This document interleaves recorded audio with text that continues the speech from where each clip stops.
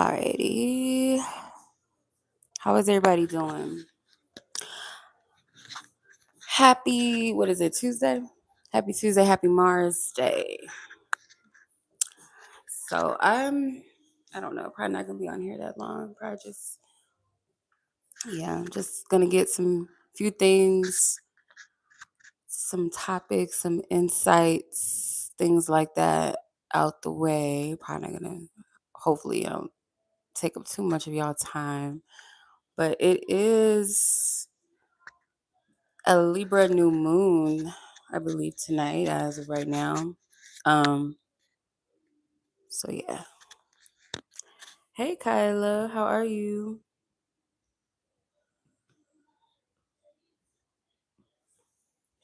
Yeah, so this energy with Libra new moon, I did get some insights from it. So we also have Aries energy too. Hey sis, how are you? So we do have a lot going on right now, obviously. Um, So yeah, let's get into it, y'all. Make sure you guys like this video, share it with someone you feel like it may resonate with.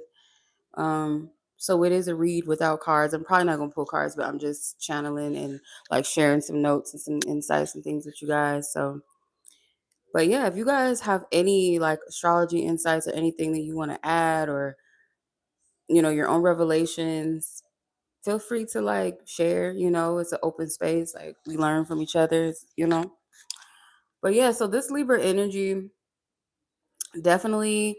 When I think of Libra, I do think of like Mayat, the laws of Mayat. I think about justice. I think about the heart, the soul versus the ego. I think about contracts. And I've been picking up a lot too because Libra energy does deal with the contracts, partnerships, things like that, karmic energy.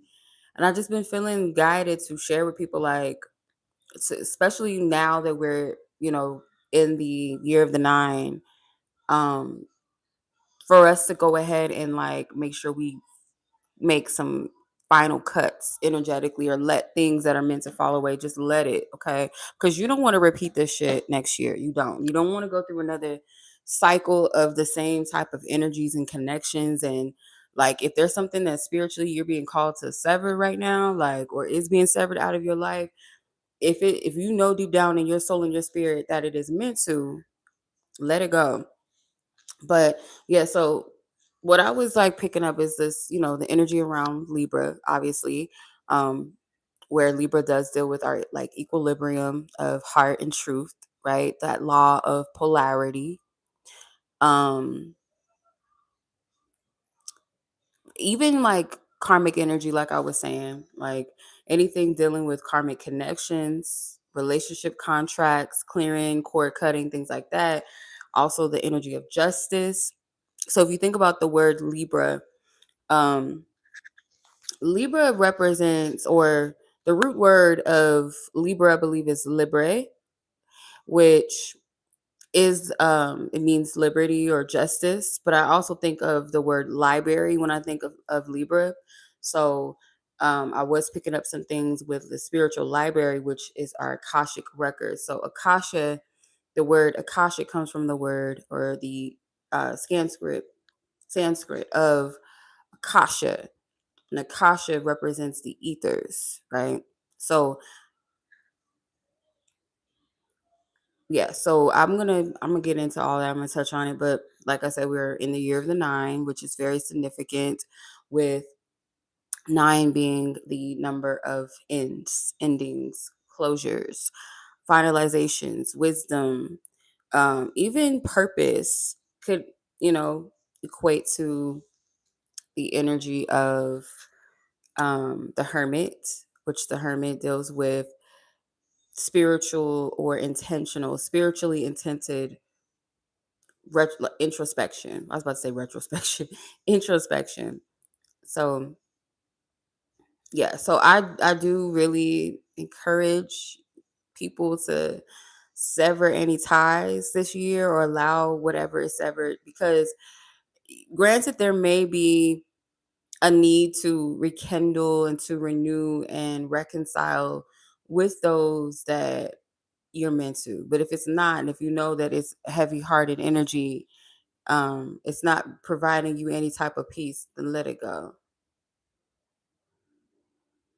Um, but yeah, so you don't want to repeat this, because I was getting like very clearly, like, you do not want to repeat a 10-year, 9-year cycle all over again. Like, you don't want to do something again. Like, you don't want to repeat the same things. It's like certain energies, you should have reached that place of understanding and releasing it this year. Um, some may be, you know, welcomingly cutting what they need to cut, and then some are just like completely avoiding it. Like, they don't want to do it, period.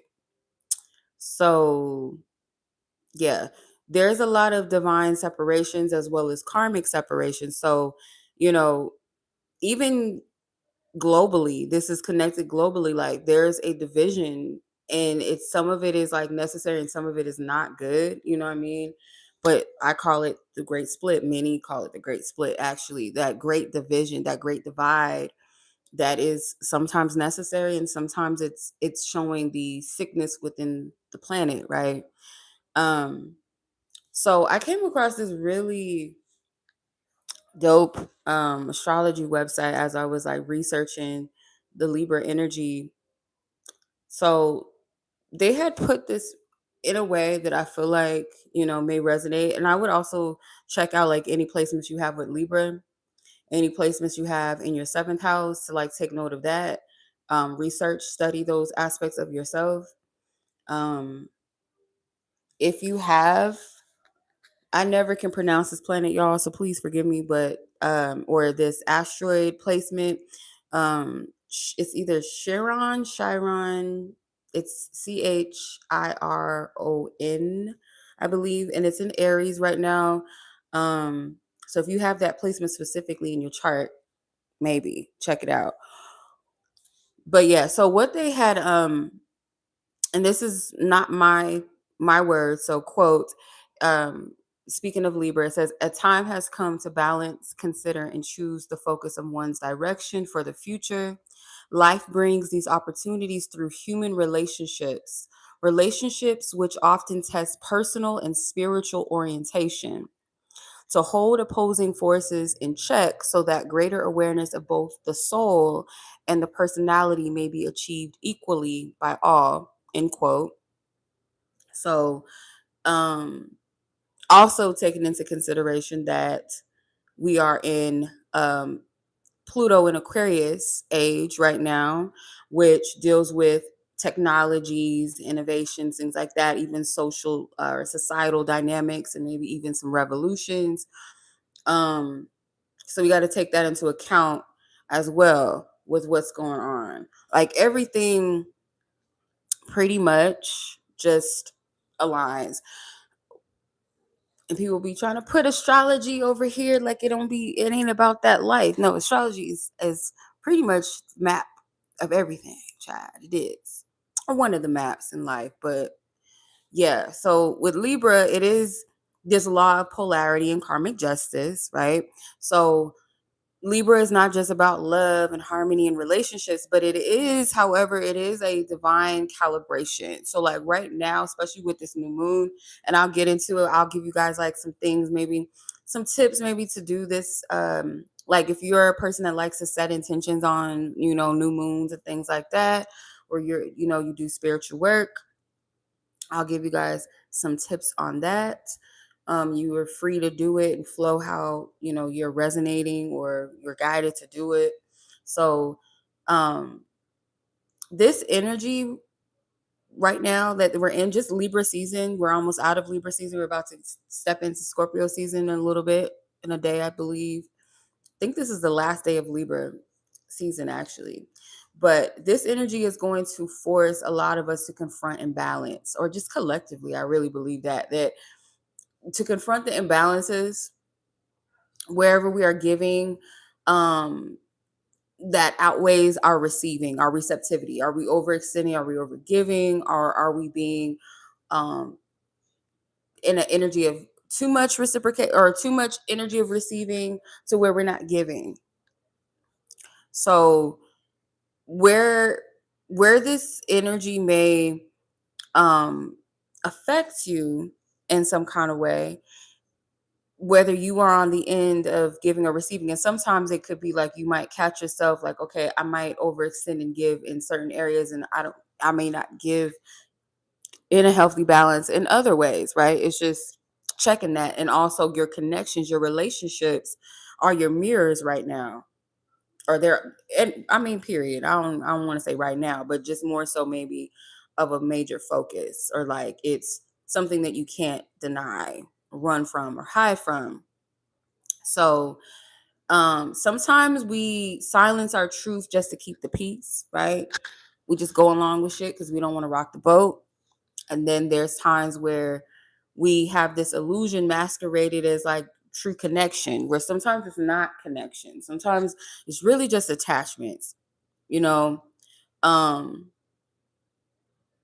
so this energy is all about equilibrium. It's about heart versus truth. Like I said, that Mayat energy. When you ask yourself, what does love look like really when it's honest, not performative? And that's another thing that I want to tie into the placement where Aries. Please don't laugh at me, y'all. Again, I don't know how to pronounce this asteroid. It's either Chiron or Chiron. I don't know how to pronounce it, but it's in Aries, I believe, like up until the next year, 2026, possibly into 2027. But those core wounds around identity, and I'll tap into that in a little bit in a second. I don't want to hop, jump, skip around too much.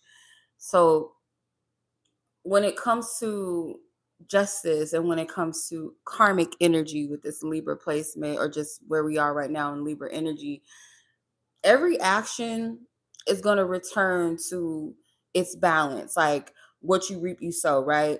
So karmic connections most definitely are going to be up for review right now, or have been leading up to, especially if you guys have certain placements in your chart, like a lot of activity. I'm getting like seventh house activity, maybe even Libra activity, where you kind of challenged, where you yourself are challenged when it comes to the connections in your life, your yeses, your nos, your verbal contracts, your energetic contracts, your emotional contracts, like what you've said yes to, what you've said no to, who you've invited into your life, what you're attached to, who you're really connected to. And this is not just romantic energy, of course.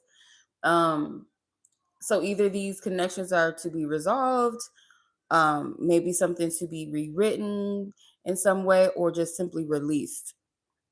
So the cord cutting, that's where it comes in, where the year of the nine energy may amplify this for a lot of us collectively, like these cycles of endings, debts being paid, spiritual contracts being closed out, null and void, or just ended. So the universe is telling us to either sign off on certain things, to where we're not to realign or renegotiate or re-sign these contracts or re-agree, but more so to close things out, right? Clean the slate. You're welcome, sis. Thank you. Hey, Ro, how are you?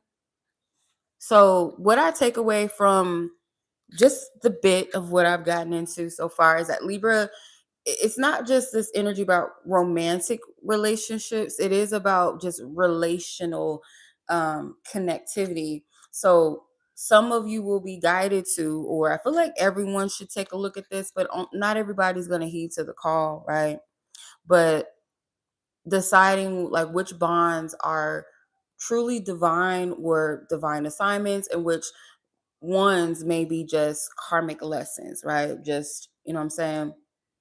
And then, speaking of the year of the nine again, the year of the nine, if you look at it from a sense of like karmic energy or clearing out karma, it is like graduation vibes. It does give like spiritual graduation, because the number nine, like I said, it is that number of completion and ending. So whatever it is that we don't release now, possibly we risk, um like I said, we might risk going into another cycle or loop for the next 9 or 10 years again, repeating something. You don't want to do that. So you don't want to find yourself repeating old dynamics and looking at it from like a new lens, or like, oh, this is a new person, but it's the same shit, right? Same dynamics, same situations. The relationship with yourself, like, you want to be able to release what you need. You don't want to repeat these same cycles again. Whatever you say yes to is like, that's your karmic agreement. So what are you saying yes to? Energetically saying yes to, or maybe even verbally saying yes to. So the divine separations that I was mentioned earlier, didn't really go too much into it, but divine separations, that, in my opinion, or like my takeaway, my understanding is that when spirit, the divine, our divine team, they will remove someone or remove us from a situation, and it's usually to protect you. It's usually for that period for you to sit with yourself, to be with yourself, to, reflect, to, do what you need to do without the distraction of other connection. Or if spirit finds that that connection is becoming a distraction, or you maybe becoming a distraction, or like you and another person, it doesn't have to be romantic. It could be friendships, it could be family situations where you might need to separate yourself for a time because you don't want to stand in a block, or cause a block in your life, or cause a block in someone else's life. um Whereas karmic separations, when spirit forces distance because one or both parties refuse to evolve, or they're just like, the time is up, like it's done, that situation has served its purpose. Also, too, it could be like spirit is protecting you as well. Protecting you from a certain connection that's not for you, or both parties might be toxic for each other. And it's like, we're protecting both of y'all. This is for the best intent for everybody involved, type of situation. And yeah, so that might be happening a lot, might be separating from people that it's like, no, this ends here. And what happens when we get in this karmic loop, because when we're attached to something or someone, we have a hard time letting it go. And therefore, in order to renegotiate the contract, it's like we'll get back into the cycle by um either taking away a part of ourselves where we know something is off and it's imbalanced, or we compromise a part of ourselves just for something to still work out. And but it never works out. You notice it doesn't shift, it doesn't change, the energy stays where it's at, right? It doesn't progress, it doesn't grow. When it comes, okay, let me know if it's back.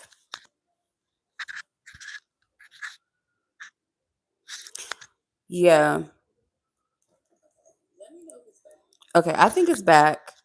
I don't even know where I ended up at, so if y'all can recall what I said before, because I don't remember where it cut off. Y'all gonna have to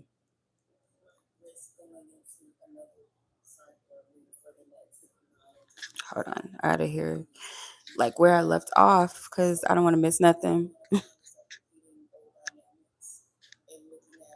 Because I know I was talking about like dynamics of repeats, cycles.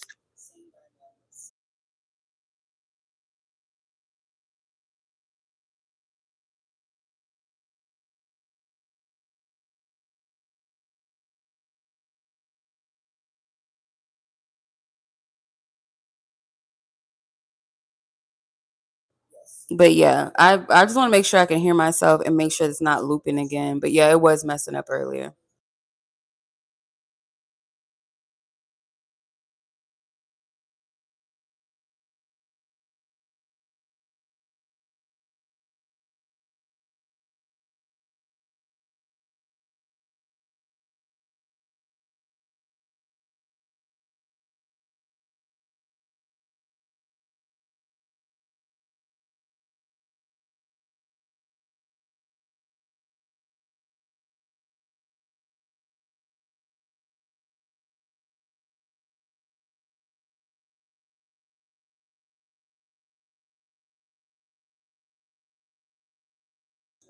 Yeah, because it was fine, but as soon as I start getting into certain things, I noticed that happens because there's nothing wrong with my connection. It doesn't do that all the time. I notice like when I'm like saying something maybe that people need to hear, like right when it's about to break something, that's when they interrupt my live, and it's to deter people from watching it, like to click off. So hopefully it's still not doing that. But yeah, it should be back. Do y'all hear me?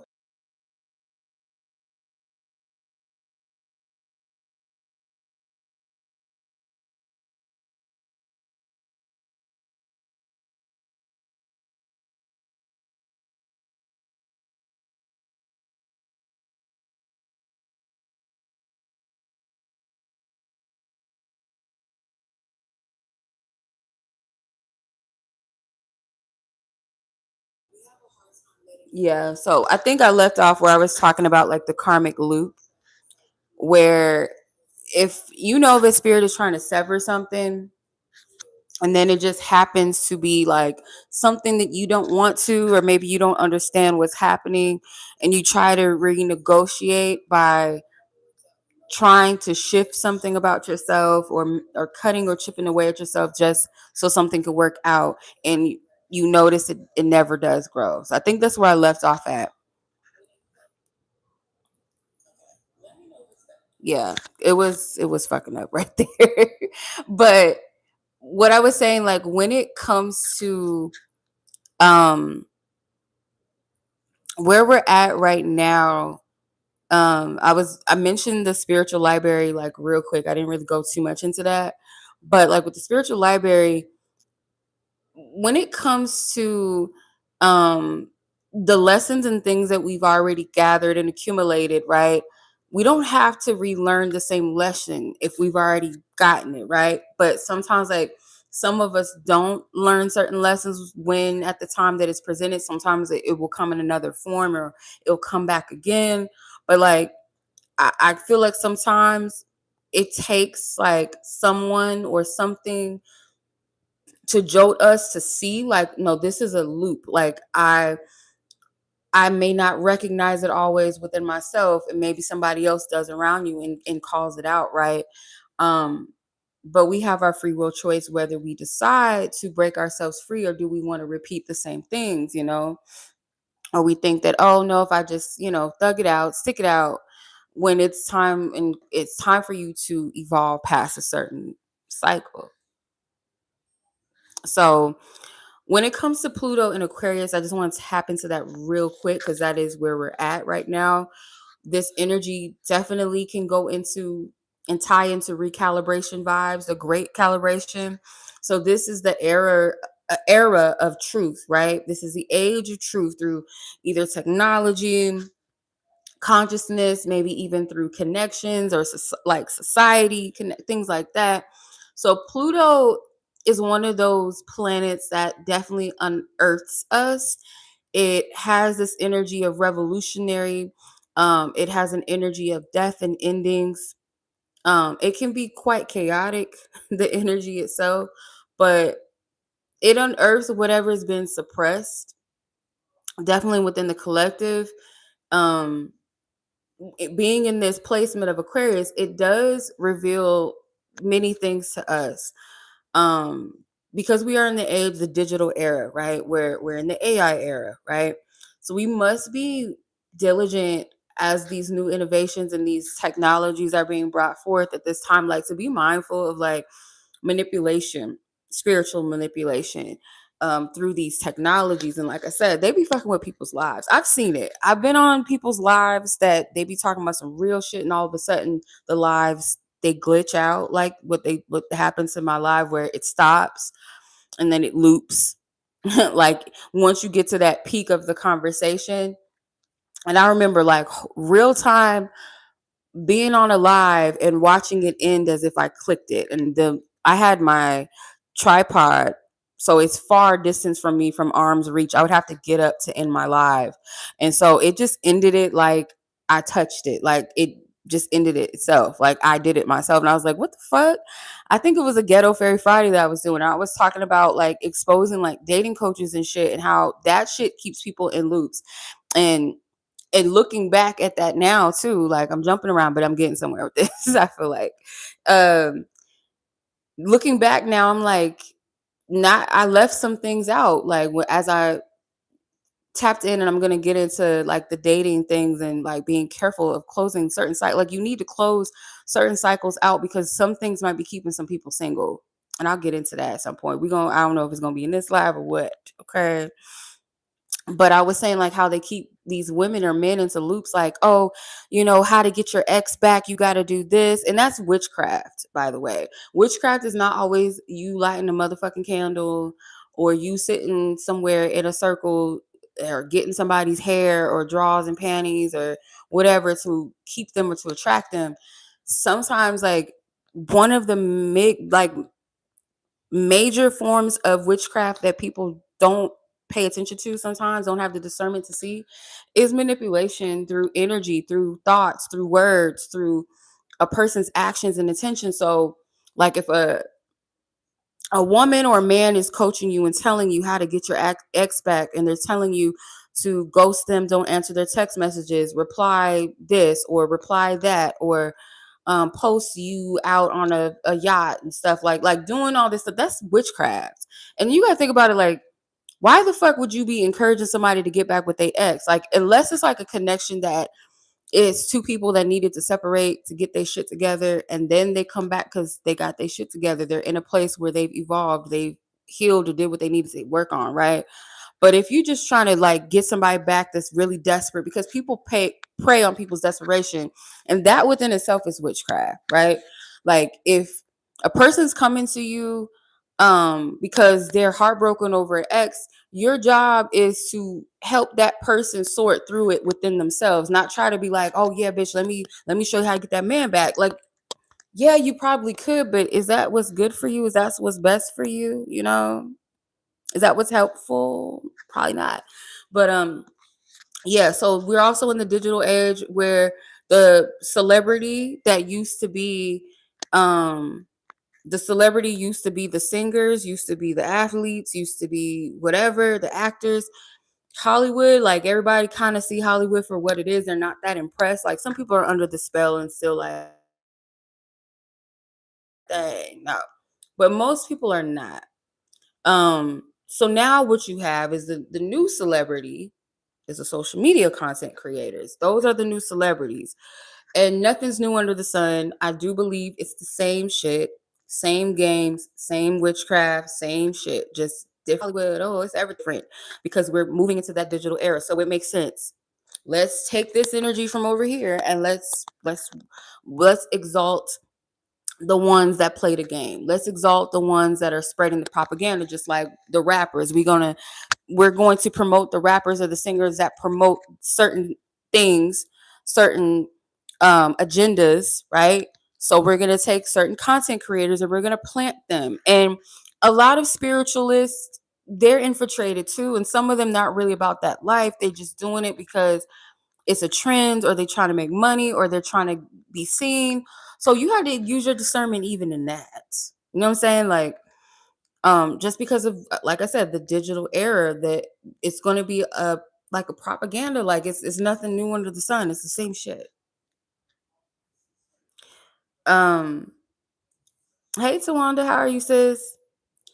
So you also have power shifts in community structures as well. So like, I'm gonna tie the placement of Aries into this because this also plays a very significant role with community. Also, this era, this Pluto and Aquarius era, can also represent the revolution of thought and individuality and freedom. And there's going to be a lot of censorship that's been prophesied for decades now. That it is going to be some things tampered with freedom of speech, what you have access to, which is why I always tell people to tap into yourself. You have to have your own relationship with spirit. And that will also tie into the Akashics, and I'll get into that too. I don't want to jump around in like too much yet, but um, so what we're seeing right now too, because we have this collective mirror of the law of polarity, where we have equality versus control or division. freedom versus fear, unity, division. Like there's always going to be a polarity. And with this Libra energy, it is kind of bringing it up to the surface a bit more. And also, too, when you tie in the Pluto and Aquarian energy into this, it amplifies it as well. Now, when it comes to this asteroid in Aries, and I'm going to say it again, it might be cringy to y'all that know how to pronounce it, or there's a way to pronounce it. This is just, I don't know how to pronounce it. It's either Chiron or Chiron. I'm not sure how you pronounce it, but it's in Aries. So that asteroid itself is the wounded healer asteroid. So what we're dealing with, the woundedness of the self and the return of sovereignty, our divine identity, because Aries deals with self. Aries deals with our identity, our ambitions, leadership energy, so on and so forth. So in this placement, it is that archetype of the wounded warrior. So a lot of people that are in a place where they may have, especially if they have this placement where their whole identity, like maybe even if you have first house placements, is Chiron. Okay, thank you, sis. It's Chiron. Okay. Um, where if you have this placement in your chart, or some of you may have like your sun in your first house, um, that could also affect you as well, like when it comes to identity, how you see yourself, your energy. You might have had attacks, as you know, in your youth, that made you question yourself, your identity, where you may have tried to perform to be seen, to be worthy. If you ever asserted yourself, if you were ever bold in your confidence, in your leadership, in your truth, you might have been attacked for it, torn down in some kind of way, or punished for it. So this part of the collective, um we might be in this energy where we've been taught to fight for everything, fight to be visible, fight to be seen in the way of, in the wounded self, right? um Rather than from a healed perspective or from a divine identity perspective. So, saying to yourself, or just like moving in this energy, like, I gotta perform to be worthy or to be chosen, or my voice isn't safe enough to express myself. I need to kind of keep that part of myself hidden, or don't say that. If I assert myself, people won't like it. I'll be punished. I'll be, ostracized. So that wound could, take precedence for some of you. So that's not just something that is this random life experience. It is something that is deeply coded. It is something that may resonate with you because it is real. So the last time, I just want to mention this real quick because I feel like it resonates to the climate, the social climate we're in. But last time that Chiron was in Aries was during the civil rights movement, and I believe the Vietnam War era. So at that time, humanity was definitely wrestling with identity, voice, autonomy, things like that. So again, nothing's new under the sun. So what can we do to like work through this energy, because it is present now? We do see a lot of racial tension going on in this climate, rumors of war. Like, again, nothing's new under the sun. um how will we define ourselves through the quote unquote oppression, right? Or will we reclaim our identity as a birthright, right? So with this Libra like new moon, what I would apply to this is like, use this energy as a mirror, which I feel like it is a mirror to us, but like tap into that energy as it shows us our relationships, our contracts, the things that we're dependent upon, that may have even shaped ourselves. So somewhere along the lines of this, we let balance turn into bondage. We've allowed that to be. So whatever it is that I would write down, like maybe journal this, like write the question down to yourself and ask, like, what is it that I may have compromised my truth or belonging, or justice for just, for approval, or an identity for comfort? Like, what have I traded in with this? what relationships or contracts or dependency um ties into the compromising of my truth. And like, it might be a little bit uncomfortable to be that raw with self, but I mean, it helps break free of shit. I will say that. No, I'm not a Pisces. I do have a Pisces placement, but I'm not a Pisces. Um, yeah, so the moon itself, hey sis, greetings. So yeah, the energy is telling you like no more peace that's gonna cost you your power. Like you might be uncomfortable. Like that's the number one telltale sign. Like if you can't be yourself around people and they make you, and it's not so much like sometimes it's like we tell ourselves we can't, so we don't, and we don't give people a chance to really embrace us or know us. But if you are in an environment where you are yourself or people see you and they attack you for it or come at you for it, then that's not the place for you to be. Where there's no peace with you being you, that's not the place for you. That's not the environment for you. That's not the people for you. That's not the job for you. That's whatever. It's not for you. So it's going to be hard for a collective of people to like stop allowing external systems like government, religion, social conditioning, racial constructs and stuff to stop telling you who you are. That's going to take some unpacking. Like that's what the Aries and Chiron, like I feel like it triggers that identity energy, and like you have to scrape and clean to get to the surface. Like if you, let's say like you have a mirror in front of you and this mirror has been just like distorted with dirt, with food, like people, let's say like just throwing things on this mirror, like let's say all the word curses, all the false beliefs you've had of yourself, things that the world tells, the collective of people who they are, who they're not, you know and all of this is just being thrown onto this mirror. You gonna have to like get your cleaners and like wipe that shit clean so you can see your image and your vision, your identity clear. I mean, that's how you have to look at it. You're cleansing and clearing that energy. So also too, like uh I'll get into like some things that we can do for the new moon that would like kind of correlate with all of this. But renegotiating contracts and things like that, whether it's spiritually, socially, um, this is a point like to cancel those agreements. Like anything when it comes to codependency, silencing yourself, any energy of being a savior to everybody else and not saving yourself. Like you've got to, and not saving yourself in a sense like, oh fuck everybody, where you're just non-communal. Like not that, but like in a sense of where you feel like everybody else deserves but not me. I can't stand this song. I gotta turn this shit off. I'm not the biggest fan of John Legend now. Okay, his music ain't really for me. Oh, not my man on.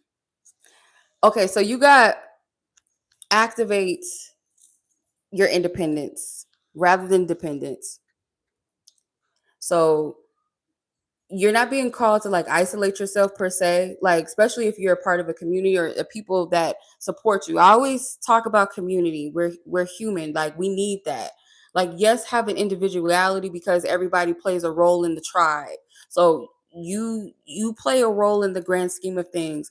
It doesn't help because I know that this is another thing that society teaches us is like we all got to be like a certain thing. We have to be this or be that. And like, where's the identity?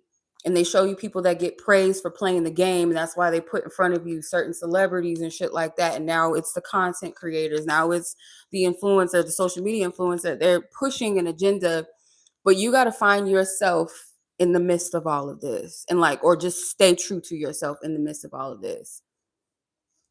So it's not about isolating yourself in the grand scheme of things because as a community, we all need each other, right? Um, but yeah, it's really about you standing strong enough in self that unity becomes a choice, right? And an alignment rather than a crutch to you.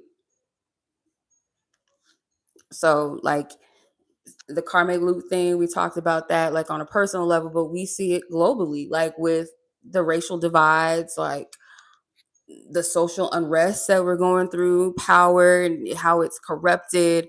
So none of this shit is new. Like this placement with Chiron and Aries, like this, like I said, it happened during the civil rights movement. Like nothing's new, and like it's the same shit again, showing you furthermore that this is just a karmic loop. Are we ever gonna break the shit? I don't know. But it starts with self first. So in order for us to break these like echoes of unhealed identity wounds from generational past, because some of our ancestors, yeah, there's a lot of trauma that still we experience that trauma or those conditions and things like that through us, and that happened generations ago, but it still can affect us. So I feel right now like whatever you feel guided to, however you feel guided to do it, to break the covenant, first we have to name the pattern. Like name it for what it is, see it for what it is. Because the awareness of our it's the it's the awareness of like what keeps us trapped, that breaks the cycle, that breaks the spell, that breaks the loop, that breaks the enchantment, right? Withdrawing your consent to something, and y'all can apply this to like these funky ass connections, and I'm gonna get into that too. We're gonna lightly touch on that. I'm not gonna spend too much time because I feel like that deserves its own video, own live or some shit. But withdraw from consenting your energy. Stop feeding the cycle that thrives on your outrage, your pain, your exhaustion, all this shit, because it's gonna happen, you know. Energy harvesting, that's one of the number ways like to feed off of a mass's energy, is to get them in a place of fear, to get them in a place of madness, get them in a place of, just giving it attention. And I notice a lot of rage bait videos and stuff and comments, like some of that not even real people, like the comments and stuff like that, that some of that's not even real. That's that AI shit that I was just saying. Like we're in that age where you gotta use your discernment for real. Some people that use their platforms to rage bait and all of that, those people they might be some soulless motherfuckers. I don't know. Like, yeah, I don't know. Or they just know that's what gets attention. They need that energy. Like, I need that. It's like, don't feed into that. Reclaim your own narrative, which it starts like with your healing. And the healing starts when you say that this shit ends with me, because you can't be accountable for what the next person does and how they're going to do it. You can only be accountable for your own energy, your own plate. So it starts with self, it starts within.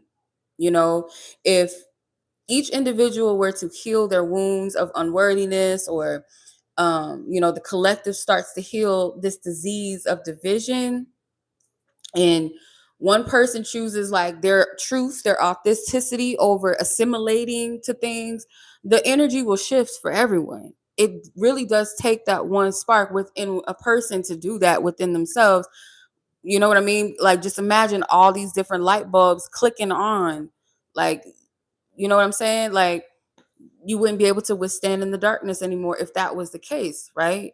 So this era of self-hate or hate of like other fellow humans or other people, the leadership, like all of this, like what I've gathered, like what I've seen with this over the years, like leadership does not come from the person with the loudest voice in the room, right?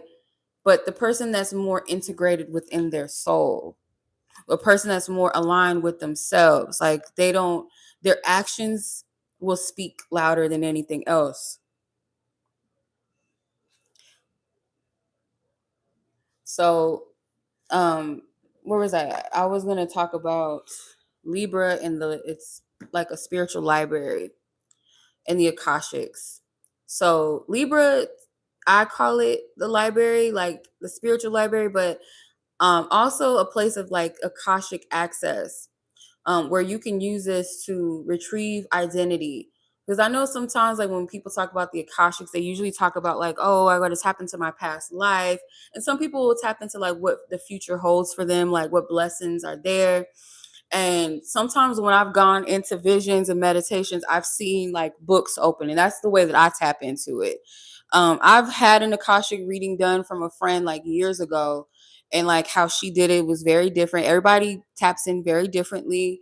And she kind of was like walking through a library, is how she put it, and she found like my space, and one of my ancestors welcomed her in and showed me like where my books and stuff were. So it's interesting how you would have to, if you don't feel comfortable doing it yourself, which I feel like you should always like tap in for yourself first, for giving your, that trust, instilling it into someone else. Don't judge it so much. Like allow yourself to just flow through the process. Don't judge it.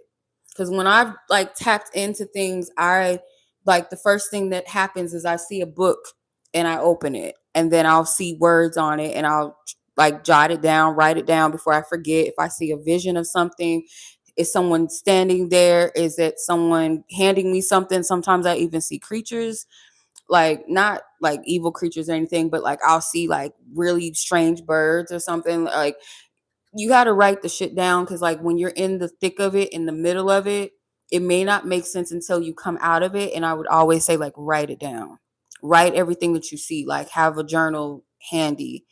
Rather than like typing it, it's best to write it, because you can't, it's not going to get deleted or anything. It's right there, you can come back to it, flip it and read it. But um yeah, so the Akashic comes from the word Akasha. Akasha means the ether, the sky, or the spirit realm rather. But so they're just really energetic. Like the Akashic records are our energetic archives of our soul, our thoughts, the choices, our lives, our lessons, our blueprints, our future, things like that. Like it has everything. It's not just about past lives and shit like that. Like it's so much. And if you have an intentionality, like if you say, Spirit, show me, like be specific, like show me, what am I purpose here to do? Like, what is my divine purpose? Show me what my purpose is. Like, be very specific on what you're seeking to gather. The most important you will meet is your individual self. Yeah, I agree. Um, but yeah, so you want to tap into this energy like when you're in a space of like you're not going to be disrupted. And I would say like you really have to be open minded and like not judge what comes through, because it's easy to be like, oh, this is some weird shit, because you're tapping into the spirit realm. So anytime you tap into the spirit realm, it's not going to really look like what it looks like here in this realm, right? um but yeah, so also too, with the Libra energy, it does act as a librarian. It does keep things in order and justice and divine truth. So when you're tapping into this energy, um, maybe during this new moon, like I said, because it's Libra, you allow spirit to provide the information that you need. And if you're seeking anything about contracts, like this person, why did they come into my life? What was it that I needed to learn through this connection? Like those are good questions to ask during this time. So I would say like as you're preparing yourself for the channel, you want to clean cut and clear first. So before you access anything higher, you want to make sure you clear your energy. So whether that be like you taking a spiritual bath or a shower or a head wash or something like that, you can do that with salt water. You could do that with Florida water. You could do that with rainwater, some herbs, hyssop and rosemary, most definitely coconut water, like pure coconut water if you can get it. Is one of the best head washes. Spiritual bath, like you could put things in it that you want, but like when it comes to cleansing your mind, definitely rosemary and hyssop is like one of them ones. Not September coming on. Some of you guys could be September Libras. Do you remember September? Isn't that when Libra season started, the 21st of September? Or am I tripping? I can't remember when it began, or was it the 20th? Yeah, Earth, Wind, and Fire. September is on. And I love Earth, Wind, and Fire. So, uh, y'all can also like burn an incense or a white candle. You can invite your divine team in, your divine wise counsel. That white candle can represent your highest self, your divine light. You can set the intentions around like your bath, clearing your space, your energy, however you feel guided to do this. Um, for me, sometimes it helps me to write out what's bothering me first. So like I can be clear, like what's in the way, what's standing in my way before I like do it. But release, you can ask spirit, you can say an affirmation. I release any mental or internet or energetic distortions, emotional distortions, whatever, spiritual confusion, attachments. Um, may my field be protected. May my field be balanced with truth and peace. I call on my divine, wise, high counsel, whatever, however you feel guided to do it. If you need to do some breathing exercises before you even tap in, do that so that you're not too distracted. You don't want TV on, music on, loudness around you. It's best to do it when you're most likely not going to be distracted and when you can have your full undivided attention to yourself and tap in. Um but yeah, you're not going to be able to really access it clear when you're cluttered cuz like you're anchored into a heavy energy and you can't tap in. So um yeah, so you can say, I call upon my highest self, my divine spirit team, the divine record keepers of light. Um, I believe Thoth, the Egyptian deity Thoth, I believe he is the keeper of records as well, if I'm not mistaken, and he is connected to the moon. So if you feel comfortable with Thoth being your guide, hey sis, how are you? Thank you. Yeah, so you can access these records. Um, you're on your own. You don't need a bridge to do it. And sometimes it might help to have someone I would say someone you trust to do it, that does Akashic readings and stuff like that. I don't offer that because I feel like I don't know, like that I might be blocking myself, but I don't feel comfortable doing that too much for people. Like I feel like I could tap into the spirit realm and see visions and things, but to like deliberately go into that, I don't know if I feel comfortable doing that yet. Um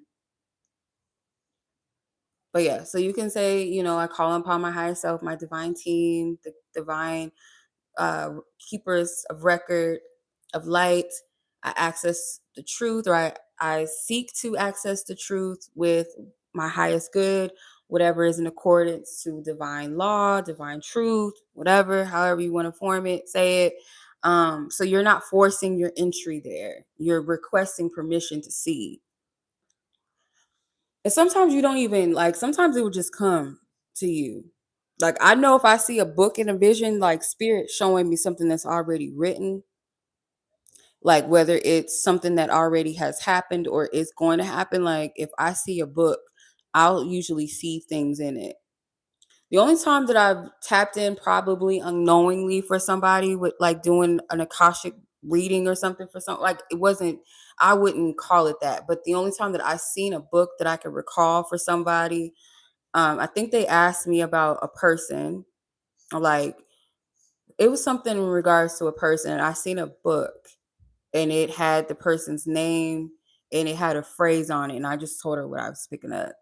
This is, so sometimes it's like you just access it that way, I guess. It just comes to you. But yeah, I would like, go into that place of meditation, close your eyes, sit with yourself, breathe, and allow the vision to just come. Don't judge it.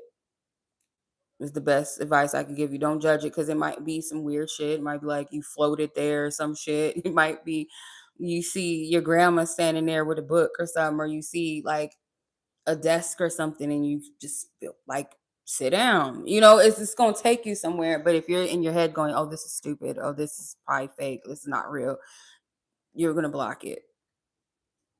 So it's best to like pay attention to any symbols that come to you any words, any sounds, any names, any colors, anything that you feel, a sense like put all that together and write it down, because Libra is going to help you like kind of bridge that gap between the logic and the spirit realm too as you enter in. So like, yeah, you can ask like questions like the more specific the better.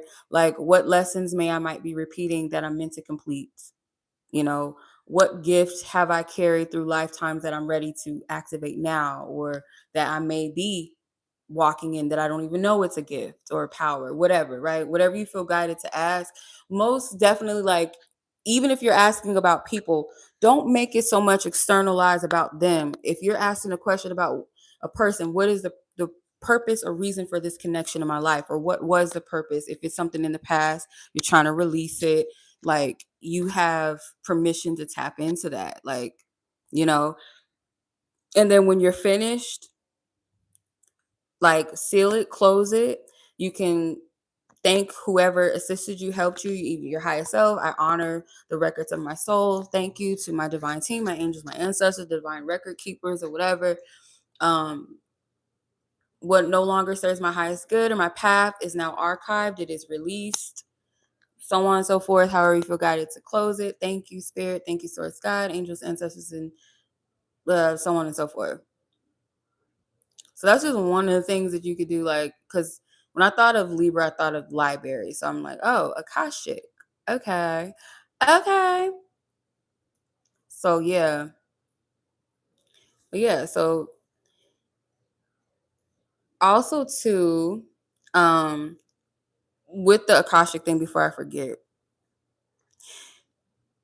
access the Akashics when it comes to your identity. Going back to the Aries placement in Chiron, like, any wounds around identity or your authenticity or you as a leader, you stepping into um you in any capacity, even if you are to a degree, like, if there's anything that's blocking you, like, again, the year of the 9, you don't want any attachments, you want to shut it down. Whatever needs to be shut down, shut it down, because next year is the year of the 1. It is Aries energy, self identity, year of the 1. Like, that's a reset, that's new beginnings.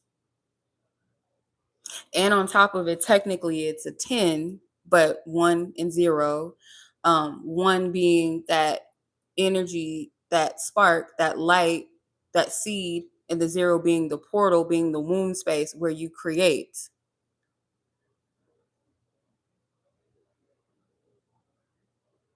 Yeah. So, who were you before you learned to shrink yourself or parts of yourself? Like, those are good questions to ask self.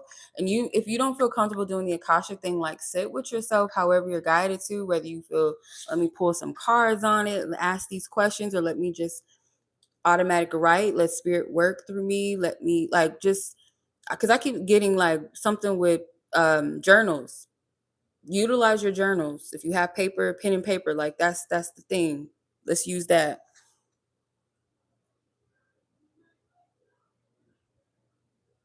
There's something that I was gonna say and it slipped my motherfucking mind. So yeah, so all of this really, like, if you're gonna do this type of intention for the new moon tonight, it's really for you to reclaim yourself, reclaim like your role in the grand scheme of everything.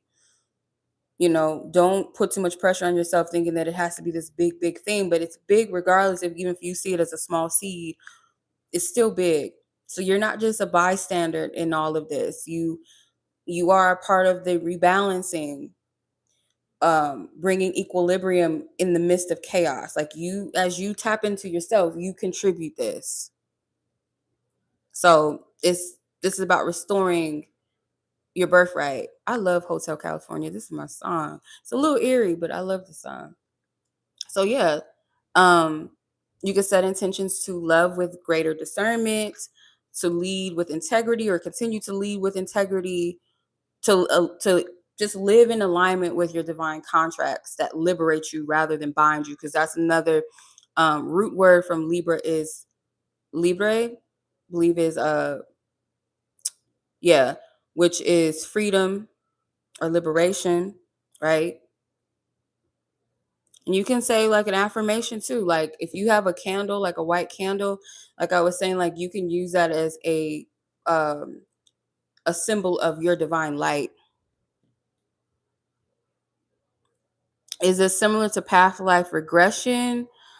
Uh yes and no. I don't know too much about past life I know people do it differently. It's kind of similar but not quite.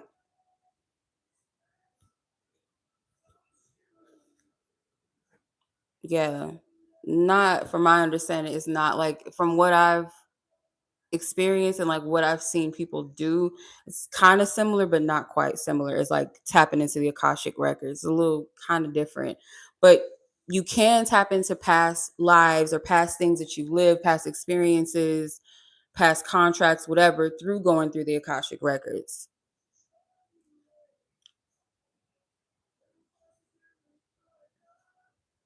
I heard them say, welcome to the Hotel California. Okay, so um yeah, you could say affirmations like you're retrieving your original identity, you align with whatever is of heart, truth, whatever's balanced, so on and so forth. Um yeah. If you're cord cutting, because I'm gonna get into that too. So like any like Libra new moon magic stuff to do, most definitely for new intentions, you gotta clear shit first. To set new intentions, you always want to make sure you clean and make room for the new. So just like if you were to um I use this metaphor a lot, but let's say like if you got it like that, you can go on a shopping spree and buy you some new clothes and shit, new clothes and shoes and things like that, and purses or whatever you into, watches, whatever, sneakers. You can't go out and get all this new shit and you got this old stuff that you no longer wear or can't fit. You got to clear your closet out, you know? Um you got to remove and make room and make space for the new. That's just my logical way to put it.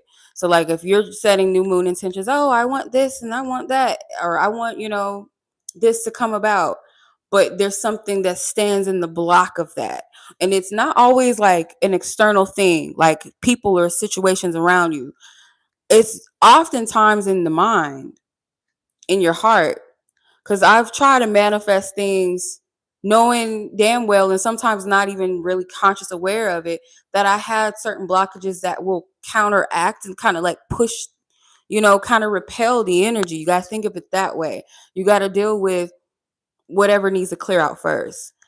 Out with the old and with the new. Think of that. Whenever we're trying to set new intentions, out with the old so that I can welcome in the new. So before you call in anything new under this Libra new moon or any new moon or whatever new some manifestation work that you're doing, you have to check the posture of your heart. That's just the access code, right? So intention, like any intention without alignment is interference. And that's what Libra energy is teaching us. Like any or teaches us, period. Any intention without alignment is just interfering us. So if you're trying to like rewrite or create new energies or new contracts, definitely with love. We gonna let's do it. Let's do it about the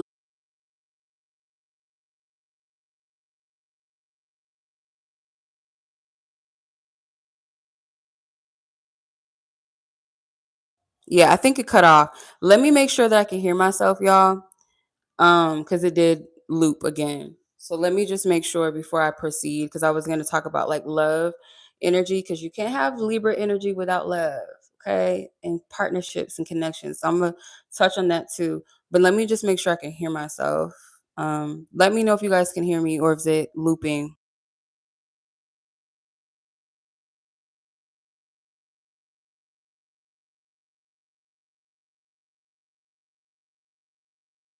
Okay, I can hear myself on my iPad, so it should be good. But no, I was gonna get into it's fine. Okay, good. I was gonna get into like love work and stuff too.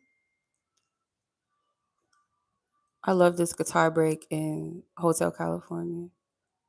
So before we can manifest anything, we got to clear out our channel energy, right? So clear your energy. Before I forget this, because it's going to slip my mind. Speaking of channel, if any of you guys have beauty channels that you do, like anything with beauty online, or you have a beauty brand where you use social media, like digital, or you're being called to integrate more of like a social media presence, even with like your beauty products, hair, anything with beauty.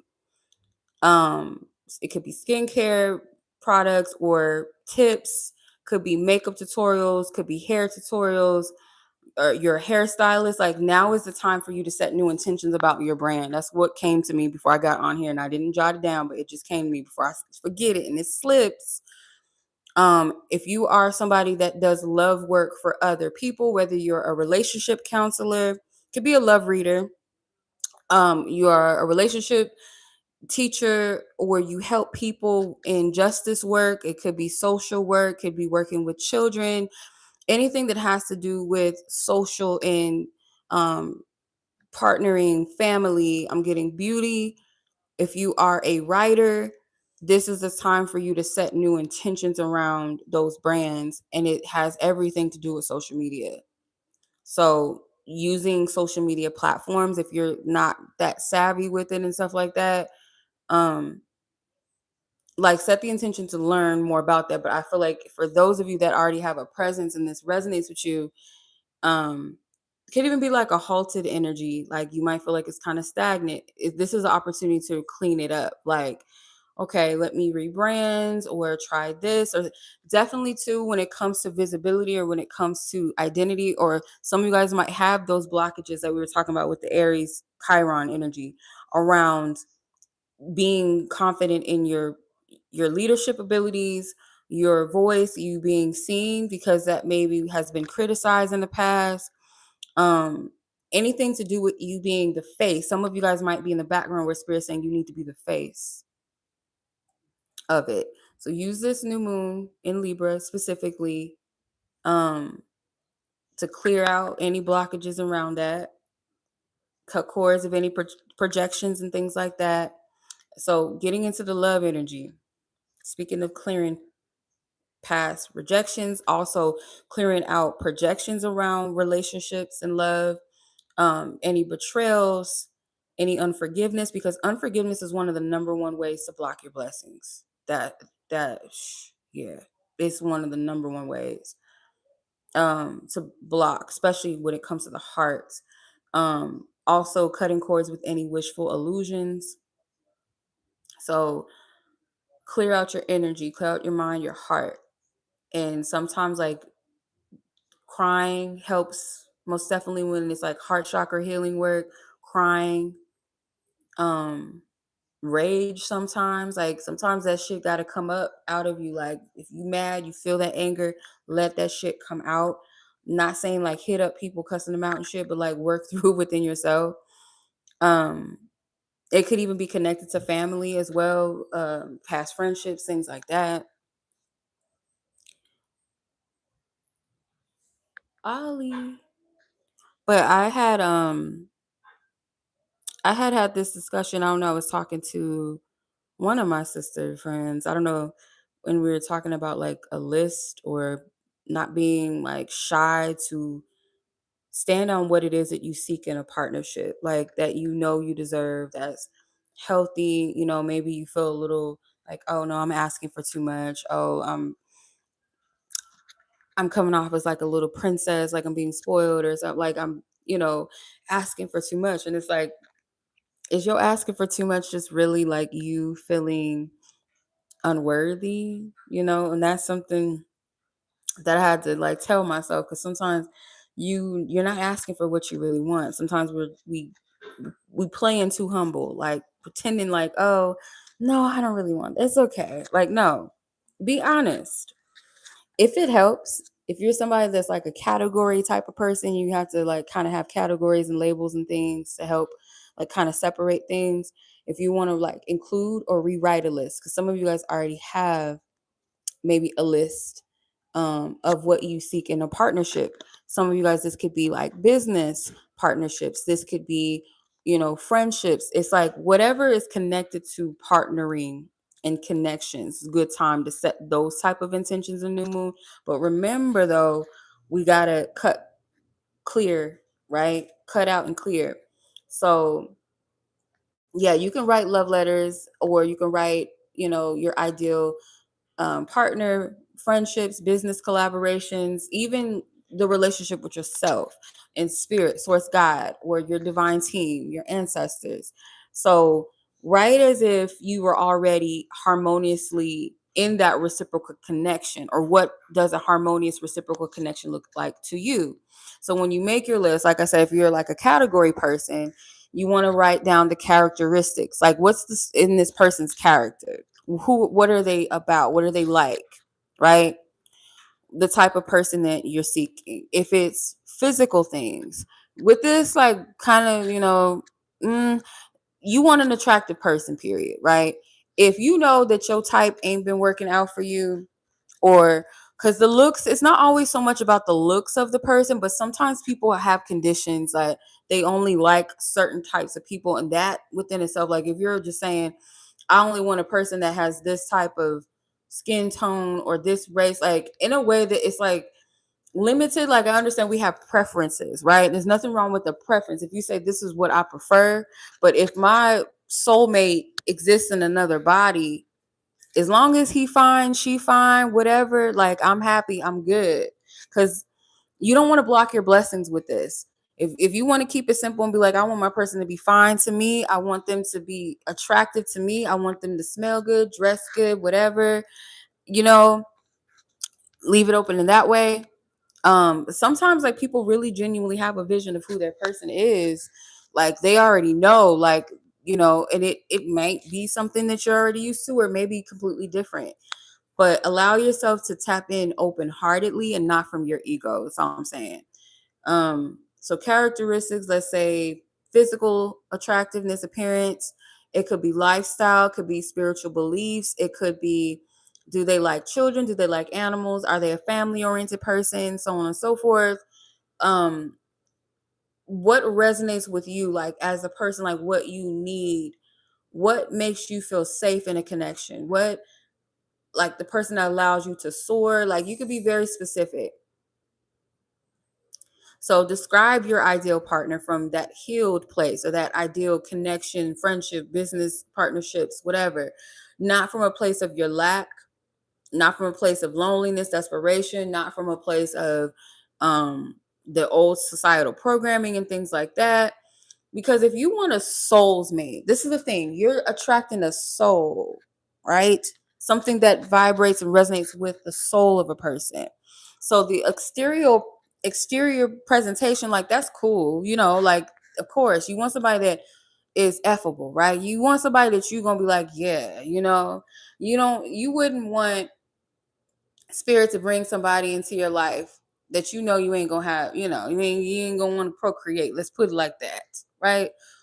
So if it's not somebody that makes you feel that, I just don't believe spirit's just gonna be like, oh, we're just gonna put you with someone you don't want. Because there's people that have married a person that they know ain't they type, and I don't feel like that's right to do that, or with someone that they're not attracted to. I don't feel like that's fair to the person that so-called is being chosen, just as it's not fair to the person that went along with it, because both people are being cheated out of an experience. So it's not to say like spirit's just gonna hook you up, or the universe, the divine, just gonna put you in place with someone that you're not gonna be attracted to. It's not to say that. But you don't know every person in the world. So for you to just be like, oh, I only want, you know, a certain type of person. Um, and sometimes like we go with where we resonate, like if it's culture and things like that. But some people have self-hate issues. Some people are very shallow, so, or they might be thinking about, well, how would my friends and my family take to, I want somebody that I can bring. It's not about them, it's about you. If it's about real love, who gives a fuck what everybody else is like thinking? If you like big girls, you like big girls. You like big boys, you like big boys. If you like, if you of another race and you like something else, but you like, oh, I don't want my family and friends to like, you're not coming from your heart. Then you're coming from a place of like people pleasing again, right? oh, I gotta have a person with this type of body type and body T, even though you might be like into other types of body types, but you're only gonna try to manifest that because you know that your homeboys are gonna be like, yeah, like what do you give a fuck about what they think? Are you fucking them too? Like, why do you care about what they think? Who cares? So yeah, you want somebody that, you know, you want to list qualities for you personally that embodies a person that's aligned with you. You know, their values, like, are they emotionally available? Shit. That's a big one that a lot of people deal with, is motherfuckers that ain't emotionally available. Okay. Sometimes it's also an expression of self that's not emotionally available yet. Are they spiritually mature? You know, can they handle your spiritual self being, right? Not just from a place of admiration and idealization, but can they really like hold space for you, walk with you instead, like rather than tearing you down? You know, so check the frequency around your energy. You can ask things like, am I creating from a balance or is this coming from burnout? You know, if your energy or your heart feels cluttered up, like pause before you even do that. And if you stuck on a person, this is another thing. That's what I was gonna get at. I almost forgot. See, I almost forgot. I was gonna talk about energy, energy vampires and warlocks, or whatever you want to call it, witches, succubuses, incubuses, whoever, whatever, right? So a lot of people, I believe that part of the reason, like I said earlier, that forgiveness is one of the major blockages in love, but so is spiritual contracts and soul ties, child. And I sat with this and I was like, with this Libra energy new moon, the first thing that clicked to me too was like, when it came to love, was that if we're setting new intentions with love, who or what are we still stuck on? Because it can be a very tricky thing that when you're saying in your heart you want somebody new, but if you have a soul tie with somebody, you're still in a loop with somebody, right? This person has not come around. And sometimes that could be a block. You know, not every situation is black and white like that. Like, oh, if this person hasn't come around, then that just means that it's never going to happen. Sometimes it's like, it's just not the right moment. But if you know you're dealing with a love bomber, because I really truly believe that the reason why people are not able to call in new loves is because they have soul ties still that they may not even be still entangled in. And I also want people to pay attention to that. Anytime that you make up in your heart and your mind that you're focused on another man or another woman, and they may not be your person, but let's say there's someone that has caught your eye and you have forgotten about a person that you could not let go of. Like, it was very hard for you, or you believed that they were your person or whatever, right? But as soon as your energy, or you glowed up, maybe you're not even thinking about men or women. You're thinking about yourself, your happiness, you got something going on. And this person that you release or let go of, they pop back up. They trying to reconnect with you. They're trying to rekindle that soul tie again, and you got to wonder why. Because like I said, you have to pay attention to these type of people, because when they come back, the shit never changes. They might put on the mask and love bomb you again for a time, but they go back to the same shit. It's to keep you looped in, right? Sex is the number one way to do this too. It's one of the most easy ways to get into a person's heart, because what I've learned about spirits and demons and things like that, or just like anybody that's seeking to take or destroy you, they have to get you comfortable, and they have to go through your hearts, because that's where the attachment forms. If you love a person, you're not going to think rationally. Like, you could see everything, the evidence, truth, facts, everything laid on the table, right? You can have people that love you tell you this motherfucker ain't shit, or this woman, she ain't shit, right? But in your mind, you're attached. That's, you love them. So you're not going to be able to think clear. Even if a part of you knows, like, this person is not shit, this person is not good for me, it is going to be 10 times harder for you to detach once that person has entered your heart space. And another way too, if it's not in your heart, it's in the sex. Like, you're magnetized. You don't know why. You're like, I hate this motherfucker, but the dick overrides, or the, the punani, whatever, overrides your logic. You're not thinking straight when it comes to that. So that's how like most of the time it's love spells, and people do it unknowingly sometimes. Like when we talking in the bedroom, whose is it and all this shit, and you saying the person's name, spiritual, you just signed. Oh, it's theirs, huh? So when you move on, you wonder why you can't stop thinking about that motherfucker. Why, you're probably missing them in that way, or no one compares. You're the love of my life. You're this. Is like when you, because especially in the bedroom, like people just, shit just rolls off a motherfucker's tongue, whether it's true or it's not. It just comes out. Um, so be very careful with that shit too. Having sex on your periods, or having sex with women on their periods. Um, those blood covenants, like this shit is like, it's very layered. People that play with your mind is also witchcraft too, where if a man knows that you're interested, or a woman knows you're interested, and she pulls back to play games with you, to get you hooked. I talked about this little, the little narcissistic, self-aware narcissist man. I broke that shit down. He was very, very transparent with how shit operates like that. So you have to release those motherfuckers, because sometimes like the loops that we have, and I had this epiphany because I had an ex that was very, very, very toxic, very abusive in a lot of ways, in every way you could think of, child. That motherfucker, I'll never forget when I was telling him, like, because he was trying to brag to me about going to the strip club, where at this point we are not together. But he was like, yeah, it was like rappers there, it was this and that, like, okay, whatever, that's cool, okay. And I can't remember how we got on the topic of my choice of not dating at that time, because I was like, I'm not really, like, I don't really want to date right now, because by choice, like, I just feel like I haven't met anybody worth my energy or my time. And he's like, oh, you looking for a soulmate? Men, I'm just going to tell you right now, there's no such thing of a faithful man, there's no such thing of a monogamous man. And he was like, you're never going to find that. Word curse. Word curse. Word curse, for real. So like certain things we have to be careful of. And I don't believe I took it in my heart, because I heard what he said, but I didn't believe that at the time, because that my belief was stronger than what he said. And I kind of recognize it for what it was. And I also look at like who he is as a person. Like, he's incapable of being fake. Like, he's projecting. He's projecting. So I'm just like, nah. Like, that's your story. You're not a faithful man. You'll never be faithful to a woman. Like, that ain't got shit to do with like me, right?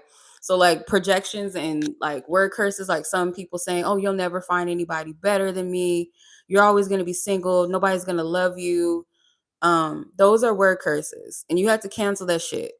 Laugh at it. Laugh at that spirit, because that's really a spirit. Whether it's a spirit of possession, whether it's a spirit of jealousy, whether it is a destiny still in energy, like, laugh at, like, no, that's not true, I rebuke that.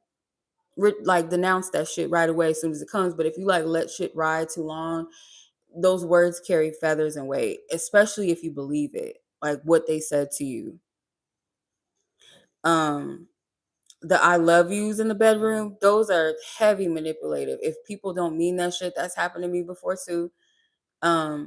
Just to get it, just said that just to get it, and like saying it to you, and you're confused by that, and the actions don't line up, and you're like, but he told me he loved me. It's manipulation. Like, if they don't mean it, that is very dangerous to tell a person, especially telling a woman why you're intimate with her, that you love her, when you don't. And then you wonder why the bitch is like crazy.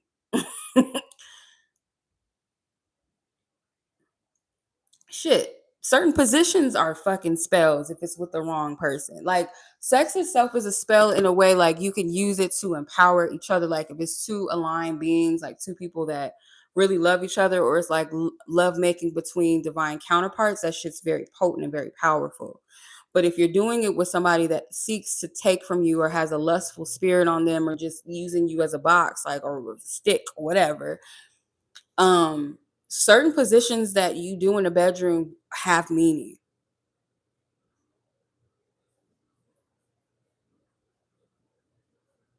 They have like real meanings. So like let's say for instance, if you're with a man or I don't know, because women they be, they got the strap on game thing too. But let's just say like somebody that is, can I say this on YouTube? Can I even say this? I'm trying to figure out how to word this. No, because if I say it like that, that's like bestiality. That's disgusting. I don't know how else to word it. Um, let's say someone's doing the bending. Oh, so you doing the bending. Let's say somebody's doing the bending and that person actually doesn't like you, hates your guts. And I heard a man say this on some video, I think it was a TikTok, where he said it was or no, it was a Facebook post that he was typing a response to a woman. And he was like, men don't have to like you to sleep with you. Sometimes like men sleep with you when like they don't like you, when they're trying to like prove a point to you or dominate you or control you. And obviously, like if you think about doing the bending, that's a very vulnerable position to be in. It also can, like, depending on the intent, can be a form of like beating someone into submission, dominating them, because dogs do it to each other. And it's not sexual for them. Oftentimes it's to like show dominance. Even like female dogs will do it to a male dog, or a female, like they'll do it not like in the way that we think, not to procreate, it's to have a form of dominance. And if you know anything about slavery, the buck breaking, that, right? So if you're sleeping with somebody that does not respect you, does not like you, or just like in it for that, and like, or seeks to dominate you, even though they may not know this, but it's all spiritual. Sex is a spiritual exchange. Is why you just can't just do it with anybody. Like, you cannot. I don't care what the world tells us, that it's okay, girl, get your shit off, girl, girl, yes, and yeah, man, like sleep with her, yeah, sleep with this one, sleep. That's not healthy. That is like your spiritually, no, that's not a safe game to like Russian roulette with your vagina and with your stick. Like, it's not. It's very dangerous, and not just because, oh, I could get pregnant or she can get pregnant or because we can get an STD. Spiritually, you shouldn't even play with that. So if you need to do some yoni steams or something for a few days, or maybe as long as you feel guided to clean your what, or some elixir that helps cleanse that out, set that intention to clear these motherfuckers out of your body and like cut cords with them. Have the cold sweats if you must, because that's how you know something's wrong. When you can't cut a nigga's dick off your mind or out of your life, and you know he ain't shit or she, you can't let that box go, and you can't stand her and you don't like her, but you just have to have it. That is a number one telltale sign that you locked into something that you shouldn't.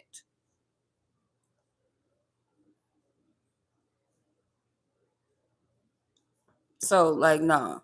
So before we try to manifest the love of our lives, and we can't be sitting here fucking around with people that we know are not the person that we want to be with. We know they're not shit, but we're just horny or we just want somebody to give us attention. You could be blocking your blessings by doing that. Why are you entertaining a counterfeit? When you say that you want a divine counterpart, how does that work? You're blocking you're delaying it. Why would a frequency or energy of somebody that is aligned like with the part of yourself, because you're not really aligned yet either, if you're still entertaining a counterfeit or you're comfortable with doing that until, you're lying to yourself that like you're not ready, you're not aligned, because you're actually in an opposite energy of that. You're signaling an energy that I'm going to deal with somebody that's not emotionally really there or available, and I may not really want them to be that because I don't want this person, I just want to fool around or whatever, or I just want to entertain multiple people. You're sending a signal that you're not open to your divine connection. You're not emotionally ready for that. You're not emotionally available for it.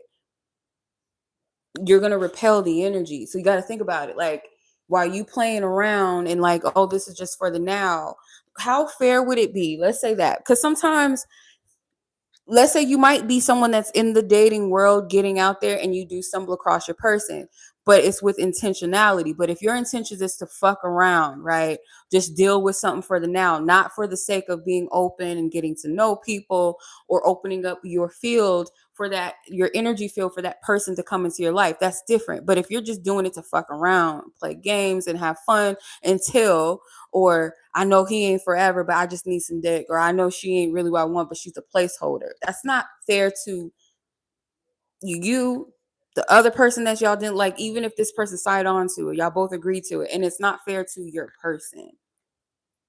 So like, how fair would it be for like you to be like doing you, and like you got to put yourself in these shoes. Like, let's say like you like a person, right? But he knows you're not the one, but he just likes hanging out with you. He likes having sex with you, right? But he knows that there's someone else out there for him and he's keeping his options open. Like, let's keep it like in that sense. Like, if he bumped into the woman of his dreams or the man of his dreams, and you're sitting over here waiting or like subjugating yourself to this, and they decide, oh, well, I'm out. How would that make you feel? And then if the woman or the man knew that this person like just yesterday or just a couple of weeks ago was sleeping with you, and you're over here crying over them, you don't know what's up, and you're upset, you seeing them posting their new bae, and you're over here like, what the fuck just happened? Like, why? That would not be fair. And it wouldn't be fair to the other person on the other side to know that this is what's going on. You know what I mean? That's deceptive energy to me. Like that, like, as opposed to being like, oh, I dated a couple of guys, the girls went on a couple of dates, it didn't work out. And then you meet your person. That's different. You're not wasting anybody's time, and you're not allowing your time to be wasted like by dating in that sense, if you're going to go out and date. But I believe like, yeah, that's a block. Like, you got to think about it from an energetic standpoint. Why are you entertaining a counterfeit energy when you say you want the real deal? If you're able to entertain that, then that means energetically wise, you're not ready for the real deal. You're not ready for it. Your energy's not there. It can't find you. It's not going to be signaled to you. If anything, it's going to attract more situationship energy to you. Other people that are emotionally unavailable, just want to kick it. It's going to attract that rather than somebody that really wants you. If your frequency is not in that availability, you can want it all day. But if that's not your vibrational frequency that you hold, you're going to repel that person from you. Some of you, like, you are dealing with a counterfeit that you actually want to be with, and they're blocking your blessings, or rather you're allowing them to, by staying in connection with them, waiting on them, pining after them, like watching their social medias and shit, or allowing them to, like, keeping the door open for them, you know. That's blocking a person that is for you. Some of you think that that's it, that's the person. No.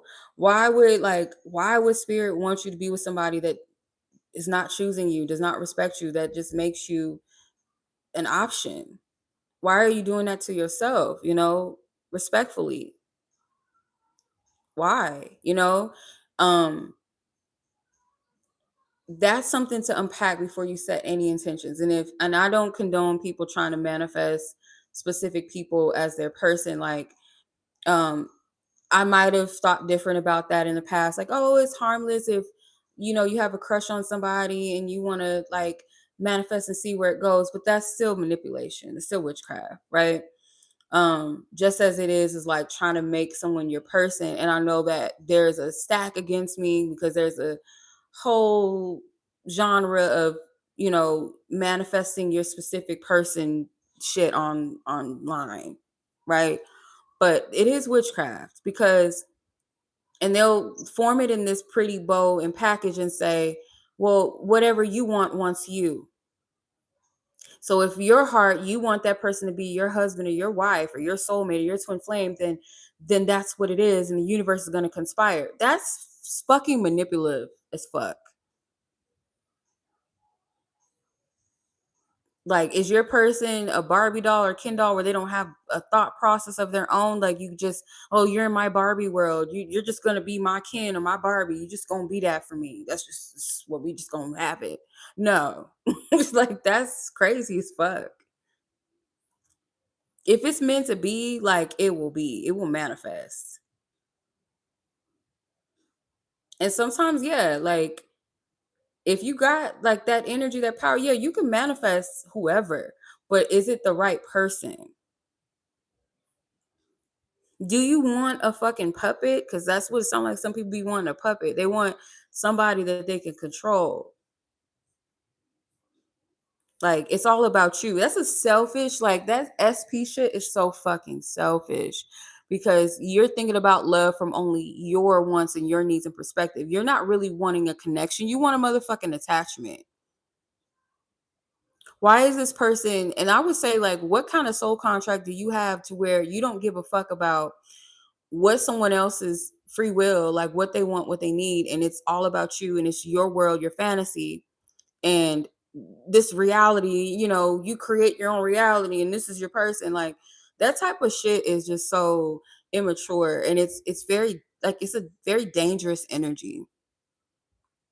So if any of y'all are into that, y'all might as well stop that shit because it's not a good energy to operate in. If you're using like these dark feminine work spells, like you want this person to want you and come back, why do you want that dusty motherfucker that couldn't get it right the first time, the third time, the fourth, fifth time? Why do you want that person to want you? For what? That's your ego or your low self-esteem or something. Like why? Like that's really the question. And I remember like times where I would make exceptions for motherfuckers that weren't vibrationally on my level. Like it was like, bitch, what the fuck are you like? What's wrong with you? Like what? And I'll never forget like the certain people that I thought I wanted and stuff like that. It took like women with some common sense and some self esteem to be like, what do you see in him? And I'm thinking, oh, she just doesn't get it. They're looking at his exterior. They're just judging him because of like, oh, no, bitch, like your eyes are blind and your self-esteem is pretty low to want somebody that essentially doesn't want you. That's where I like concluded with myself with these situations. Like, and it was honest for real. Like, I didn't believe I deserved better. I'm looking at things that will not sustain a relationship in the future. And I'm looking for validation through this person that the more I seek it, the more they're not gonna give it to me. So that's how we repel our energy. Like when we're operating an energy of desperation, we repel. So desperation could look like, oh, I'm gonna just sleep with this dude right now because I'm bored, or he ain't my person, but or she, like I don't really want her, but that's desperation because you're desperate to have something, even though it's not real, rather than having discipline and self-worth and saying like, if a person is not, in alignment like with what I want, because if your heart is saying to, like that's confusion for one. Another thing too, you're confusing the universe. When you say I want a soul's mate or I want a divine counterpart, but you entertaining a counterfeit and you're saying, oh, well, it's just for the now. That's confusion in the energy. It's very imbalanced too. So like nothing's going to stick or land with that. And some of us can be very vulnerable when we like a person, right? Or when we feel love, we feel it very deeply. So you have to be discerning before you date people. Don't give your heart away so easily. Don't let a motherfucker, anybody that's trying to move too fast with you, they're love bombing you. Because a real connection is curated based off of genuine likeness. I need to get to know you to even know if I like you. That's normal, right? You can meet a person and be like, oh, they're cool. Like as a friend, let's say like you how you build friendships, right? Oh, she's cool. He cool. Oh, he fun. We vibe off the same things. Even with friendships, you have to get to know each other. You might not end up really fucking with each other, being on the same page. So why is love any different? Like, why would love be any different and just be like, oh, because he's cute or she's, she's pretty. Um, and then y'all like hanging out, having a good time, and y'all hormones is happening because y'all looking at the physical. Y'all like the way, he talking, you like the way she talking, and then y'all getting in the bed, and then you're entangled in something. Do you really like them? And then you come to find out later that person is a piece of shit, or y'all don't want the same things because you rushed into it. You have to get to know people. Your partner is somebody. If it's you're looking for to spend your life with somebody, you have to know who the fuck you spending your life with. That's serious business. You have to know who you having kids with. Take it from me, child. You have to know who you're aligning yourself with, your energy, your livelihood, all of that. Are you safe with this person? Are they safe with you? Because it's very possible. I have most definitely been with people that I ended up really not liking them as a person. Probably never did. I know for a fact, like one specifically, I knew I didn't like them. But because I'm desperate and I couldn't have who I wanted, or I couldn't have that man's attention, this one's giving me attention.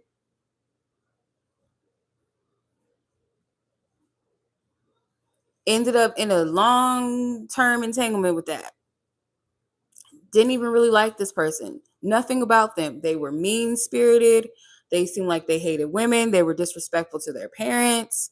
They were disrespectful to my family, my friends, abusive towards me. Sure, slept with other women. Like, come on. Like, it can happen.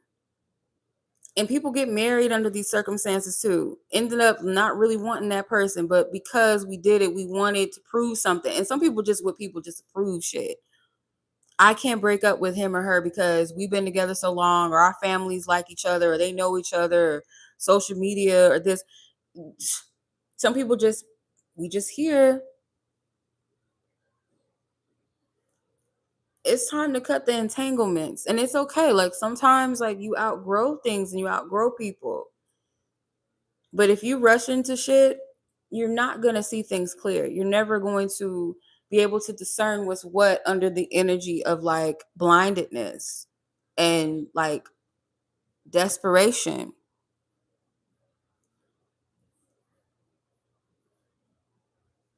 Before we even list like what it is, like what we want in partnerships and connections, can we deliver that? And I'm talking about if you want somebody that's emotionally available to you, if you're someone that is not emotionally available, and it reflects in going back again to when a person entertains something or someone that they know is not showing up for them and possibly will not show up for them, or told them, I don't want to be in a relationship, but you stick it out, you thug it out anyway, you're emotionally unavailable because that is at your comfortability level to deal with that, even though that's not really what you want, but you're comfortable with that in essence, or you believe that's what you deserve. Because a person that is emotionally available, they're going to require you to open your arms and fall into surrender and release and just be present, be authentic, be your whole self without trying to hide who you are. Because with the right person, they want all of you, just as you, if you want someone like genuinely, you want all of them, meaning not like possessiveness, but who are you to the core.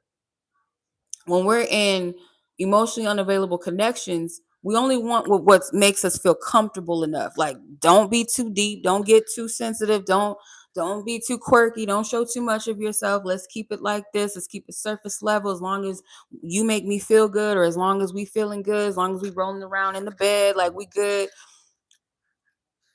you know, we don't. No. Mm-mm. You have to know like what your true values are before you ask like, oh, I want a man or a woman like this.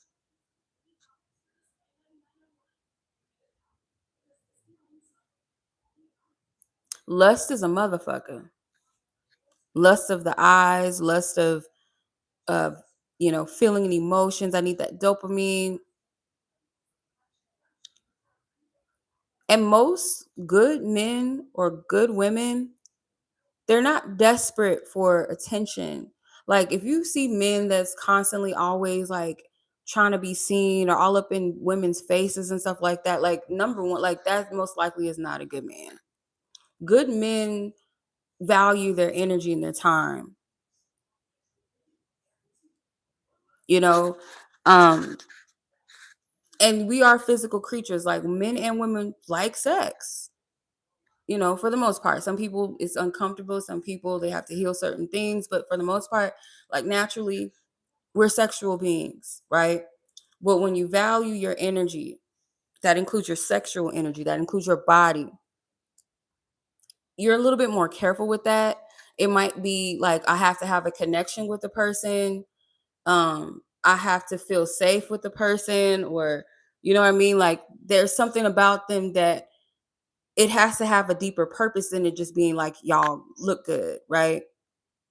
Don't let anybody bait you into something that you don't want to do because you think that that's going like that's at this point I would hope that women are still not falling for that. That's like teenage boy games. Like if I sleep with him, he'll want me, he'll be with me. And some grown women is like still falling under that or having sex and hoping that a baby will keep a person. It's not going to happen. It's going to keep a headache in your life. Declutter your heart. Cut cords with whomever you need to cut cords with. Clear your space. Create that equilibrium within yourself before you set new intentions, because those new intentions, if you're not in the right energy vibration to receive that, and it doesn't mean perfection and never getting it wrong, it's not saying that, but like energy is everything, right? Very simple. If I'm entertaining something that is not for me, that is not what I'm asking for, I'm entertaining it, that I'm sending the frequency to the universe of give me more of this. This is what I want. The universe is like, but you asked for this, but why are you over here with this? Like, you know, and what you want and what you desire, it exists. But if your vibration is not there, you're not going to signal it or magnetize it to you.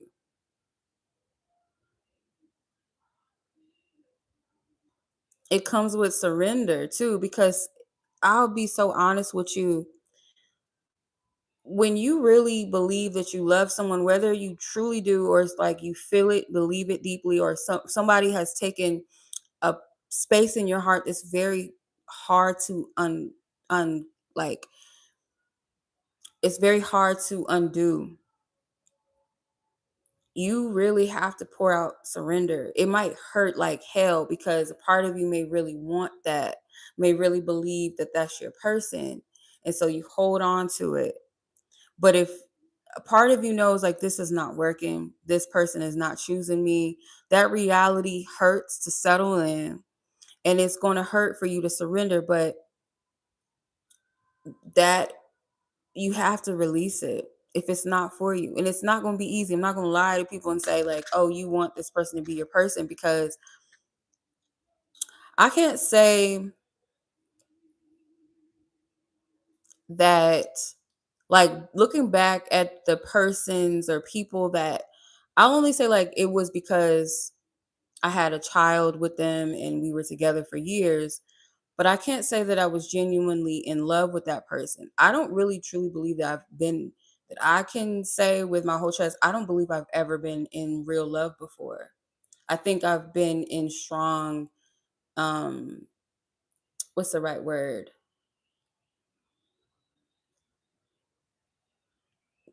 It's like enamored. I've been enamored with people to the depth and really liked them and probably really cared about them. But to say that I've been in love in a healthy sense, no, I don't believe it. But it was very hard for me to let go of that relationship at certain points. And when I look back, it was because I believed in myself that I had to make this work. And this is like, this is where I'm supposed to be. And logically, that doesn't make sense because that was not a good place for me to be, you know? So when you think about your heart and like, is it truly safe where it is? Is it truly, are you truly being loved and respected in the way that you deserve? Or are you there because of a condition within your heart that you're keeping there? And I remember like this person telling me like, I want to be with you forever. And it didn't make sense because I'm like, everything that you do is the opposite of that. Nothing that you've done shows me that you see me in that light. So I think that was like something that made me feel like, okay, well, I'm supposed to be here. But deep down inside, like I was hurting to the point of wanting to commit suicide. I don't know if I could say that. I didn't mean to say that, but YouTube, I don't know. To where I wanted to take my own life, um, where I've had mental breakdowns. Um, like it's so many things I can name. Like it wasn't a healthy relationship and we weren't good for each other at all, you know? Because for one, I compromised and was with someone that I really didn't want to be with in the beginning, in all honesty. But because of entanglements, because of sex, because of, what are people going to think? What are they going to say? I don't want this person to have anybody else. Nobody's probably going to want me. Really, for real. Let him tell it. I'm a dumb bitch. I'm trash. I'm this. I'm not beautiful. I'm not, all these other things, right? So you have that in your head, like, oh, okay, well, they're not going to really want me. They might sleep with me, but that don't mean they want me. So those entanglements, and sometimes it's not even with a person that's bad to you. It just, that it's not for you. And if a person, I'm learning, like, if a person pulls away from you, let them. Do not chase them. If they genuinely value and care about you, they will show up for you. But if they ghost, they continue to stay gone, or they only want to come back around if it benefits them, if they want something from you, or they don't want to see you moved on, don't take them back. Do not. Because anybody that's trying to debate and trying to um diffuse what I'm saying, or telling themselves, oh, it's not like that for everyone, because some people are caught up in this twin flame fantasy, or just like fantasy of love, where they think that it's normal to have these cycles, these burnouts in love, the ups and downs, the roller coasters. That's not how love works. You will meet in relationships, you will meet challenges, right? Where there's going to be times where you guys might have misunderstandings, things about each other, like maybe someone does something or says something that maybe the other person, gets triggered by or bothered. But when you are in a real union, y'all work through those things. This person, if they really love you, they're not going to keep repeating cycles with you. They should get it the first time. If you say, hey, that hurt my feelings. Oh, that was wrong. Oh, we had some miscommunication. Soon as shit gets deep and a person pulls away from you, like, oh, I'm scared, or they claim that they got scared, let them run. Do not wait around and hoping and wishing. And as hard as it is, because when you put your hope into somebody, when you put your heart, or you allow the person into your heart, like I said, those are one of the hardest energies to break from. But if you're in a cycle, in a loop with somebody, and they have you triangulated, like, oh, I got this girl over here, this dude over here, like, have them. Because that's a sick individual. I think this is just my understanding and my own spiritual reflecting. Whenever any man that I've ever witnessed, dealt with, known, or heard other women dealing with a man like this, that keeps them in these loops, and they have all these other women, and they're talking to this one, they sleeping with that one, that's a sick person. They're sick. Something's not right with them. They have a lust spirit in them, and that's a dangerous person to be with. A man that cannot keep it in his pants. They have to fuck everything under the sun. They have to have multiple women. They're like, if you think about it like this, a person that's dipping in different energies, because that's what it is, right? Let's say one woman has an energy of depression, and he's sleeping with her. This woman over here has childhood traumas around sex and relationships, so she has a sex addiction and she's sleeping with other men, right? And these other men got other shit they got going on. He dipping into her. Then you got another one over here that she may be, let's say, like, she might be a good woman, right? And he's dipping and dabbling into this woman and this one and that one. He's transferring all this gunk and he's taking the gunk from the other women and he's putting it on this one and that one. And the woman that may have like a clean energy may have not slept with anybody for years, or let's say they never slept with anybody. Now she has all that shit on her. Now she's confused. Now she's over here tripping out, flipping out, depressed. Now she's over here obsessed, doing things, harming herself, putting up with shit she has no business putting up with. You tell me if that is healthy energy.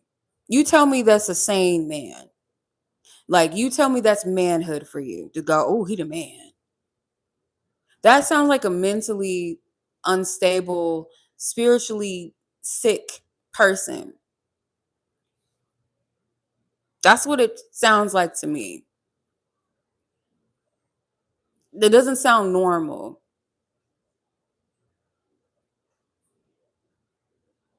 And it's very vampire, it's very vampiric for a man to, like, because if it, and there's some women that know about each other, and even that I feel like it's degrading as well, to be like, oh, I know he with her, or we all living in the same house. It's just, it's usually lust, it's usually some dirty sick energy, or the women are heavily brainwashed, they have some insecurities, they have some wounds and some trauma, and they're being exploited by that man. And then you have a man that's deceptive, that has multiple women that don't know about each other. And you're giving your energy over here and you're pretending and faking the funk with her. Or you got one over here that just may want sex and you're going around and you're pretending and playing these roles. You're mentally ill. You're sick. That's very, like, to me, psychotic or some shit. A player is a dangerous energy. I wouldn't even play with that. Knowing what I know, like, if you sleeping with multiple women, nigga, get out of my face. Go somewhere. I don't want nothing to do with you. Even if I don't end up sleeping with you, I don't even want you in my field because I know what type of dude you are. Like, get out of my face. You're manipulative. You're sick. Like, how do you have the energy to do that? Like, to go over here and like lay up with this one and be like, oh baby, I love you. I'll see you tomorrow, and go over here, fuck this one, and be like, oh, whatever, and then go with another one. Like, now if you're dating and you're telling people we're getting to know each other, and you're dating with intention and things like that, that's different. But if it's just this, you're just running around sleeping with all these different people, and like one week you go out on a date with some girl, you meet some girl online, go out on a date with her, you in her bed the next day, y'all sleeping, waking up, and then you ghost her, and then you go on another dating app and you're fucking another girl. Like, that is a mental, that's like, it sounds like a serial killer, doesn't it? But like a serial heart killer.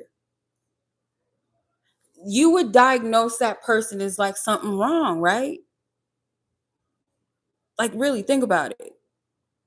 And then they probably prey on certain types.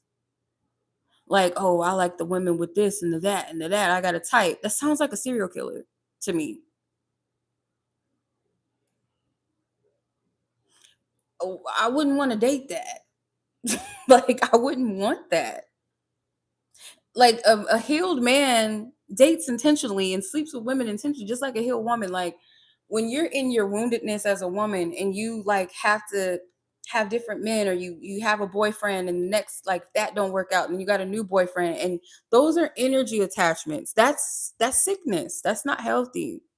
That's a sickness. People don't even give time for their hearts to like purge and release, and give they time, they dicks time to unswell, or their vagina's time to like clear itself out. They just house with all kind of energies. And then you got some of these fake conscious hoes that like, oh, I'm just gonna take a spiritual bath and watch. No, you probably gotta burn your whole pussy off.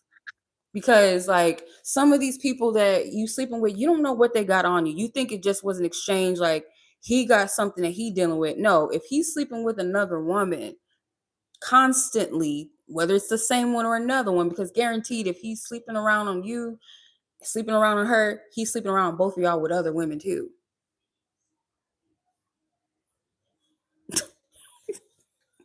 Like, look, Fantasia said, if you don't want me, don't talk to me. Literally. Like, if you don't really want me like that, and I'm not talking about like sex, because men, they gonna want you. Okay. They like what they see and they want you. Like, yeah. They always gonna want it. Who doesn't want bad bitches?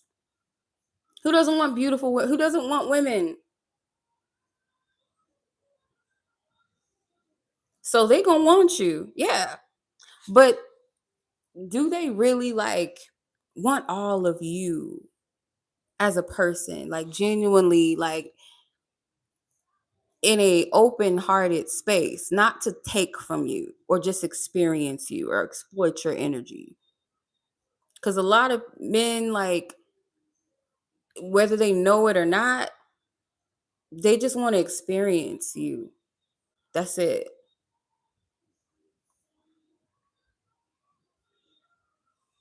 So as a person that's strictly dickly, like, I get it. If I was a man, like, shit, I get it. Like, but that doesn't mean that you should sleep with every woman that you see that you think is beautiful or whatever or attractive, or you know, because not every woman is meant. Like, that's the thing that, like, that I notice, is too much access in this world right now to things. You got social media that's showing you shit, like certain things like you shouldn't have eyes and access to. It's like, if it's like a gluttonous type of energy, it's a lustful energy, like where you lay everything out on this table and you know that you shouldn't be eating all this shit, but it's like it looks good, I gotta have it, and you overindulge in it. Like, that's not natural to the body. So like all this sex and all this, it taking advantage and like playing with people's minds and hearts and shit like that, that's a playground for uh, just pain and trauma on the mind and the heart. And anybody that's ever dealt with narcissistic abuse, like, I didn't know this until like a couple years ago. That shit affects your whole brain. Like, it fucks with your brain functioning. When you're dealing with someone that's constantly manipulating, you got to think about it. With narcissists, they gaslight. They play in your face and tell you that it's not happening, and that's like making you think that you're crazy. It's messing with your mental and your emotions, your spiritual. That's why I say players and all that, so-called players and all that, those are mentally unstable motherfuckers. They have a lot of wounds. Like, if you uncover them, they got mommy issues. Some of them down low and they fighting their sexuality. Some of them genuinely don't really like women. Some of them are just users. Um, some of them have like lust spirits, sexual addictions and shit. Like, if you look at it, that's not a sound man. And with women, we're drawn to that because we've been taught that's masculinity. Oh, he got all the hoes. Oh, that's masculinity. If you don't got discipline, you're not a real man. You don't know how to, like, if it's like, these are the type of men I wonder, would they even survive in an apocalypse? Because they're too distracted. They don't have no discernment, they don't have no willpower, no nothing. Like, would they be able to survive? Or, would they just go around, if a woman is in trouble, would they be like, oh, well, only if you could let me fuck? We're just gonna pass her by. Oh, she ain't bad enough, I'm just gonna let her get ate by a zombie or some shit. I'm just being goofy, but no, like, what good is it? Like, what are they for? I think the most attractive man is a disciplined man. I really do. A man that could look at something that's beautiful, like, because it's not to say like a man is not going to see something beautiful. Like, come on, like, shit, you might see some fine like men around. It doesn't mean you're going to be like, oh, I want to fuck him, because not every fine man is like good for you, right? So to be that nasty and like thinking that you have to dip and dabble into everything, or you think you're the man because you got this one, and then because the music sells that too. Oh, I got two bad bitches, I got two twins on my side, and next week I got a new bitch. Like, oh, that's cute. You sick motherfucker. You're mentally sick, because you have no peace within yourself, that you have to constantly switch it up and do this and do that and do this and that. You don't have no peace, you can't be still. And then their sexual appetites, it's gonna pick up to where the women ain't gonna be for them no more. It's just like, I need something else, something a little different. I need you to do some weird shit to me, like, stick some lighters up my butt or something, like something crazy. I don't fucking know. Like, it just like people just, I don't think people really pay attention to some of these like men out here. They're actually really sick, like for real. Now that I think about it, like that's not normal. It's not. I don't care how they slice it and dice it. There's nothing normal about like having multiple women and men and like playing these games and like, oh, we gotta sow our wild oats and all this shit. Do that in a towel or something, like some tissue or something. And even then, like you shouldn't even be doing that often. Like just giving all your energy, all your life force away. Because some of these people, they don't run into not just, they're gonna meet another them in a woman body or whatever they're into that's going to suck their energy from them. And some of them do sleep with those succubuses. Those are the ones that they can't let go. The other ones that's them, like they meet themselves in each other, like they can't let them have this go. And you be looking like, why is he with her? She treats him like shit. She's mean to him, or she be cheating on him because they met their match. You know, they real twin flames is the person that's just as chaotic as they are. You trying to make a twin out of somebody that's an evil twin that already, they're let them fuck up somebody else's like pH balance in heart and mind and home. Cause y'all gonna fuck around, like probably not y'all specifically, but women that sleep with these old dusty, evil, dick ass men, keep letting them into their lives. They gonna fuck around and invite them in their homes, and they, if you got little ones and stuff like that, if they nasty, they're already perverted. You better hide your kids, hide your dogs. Shit, I heard even cats too. Like some people just nasty. Hide your mama, hide your grandma. Like some of these people, they don't give up. Like when you have that spirit on you, there's no limit to what you'll do. There's no limit. There is no limit to what you do when you a sick motherfucker. Okay? When you have that lust spirit, it's not enough for you. It's not enough. You want more, you want more. And like it's a spirit. So again, it's not really you. And it might have creeped in like sometimes, like unfortunately, the most hypersexual men, they've been they've been tampered with at some point in their life or exposed to something sexually that they had no business, or someone exploited them to something. So you got to think about that. And I was just watching, I didn't watch the whole interview. I seen the clips and stuff going around. But like the rapper Lil Scrappy, or like I guess reality TV personality Lil Scrappy and his mom. This whole heifer was so scared that her son was gonna be gay that she set up some strippers for her son, and he was only 14. And he said that was actually traumatic for him. And she looking like, well, I don't know, you didn't like it? Then you wonder why he got like multiple women and baby mamas and stuff. Like these things play a role, and you're teaching him like the only value in manhood is sex and things like that, or sleeping with women. That's what you're teaching your son. So some of that is like the form of, I can't blame every man for what they do. Like some of it is really just trauma and wounds that is gone unchecked or just completely unnoticed.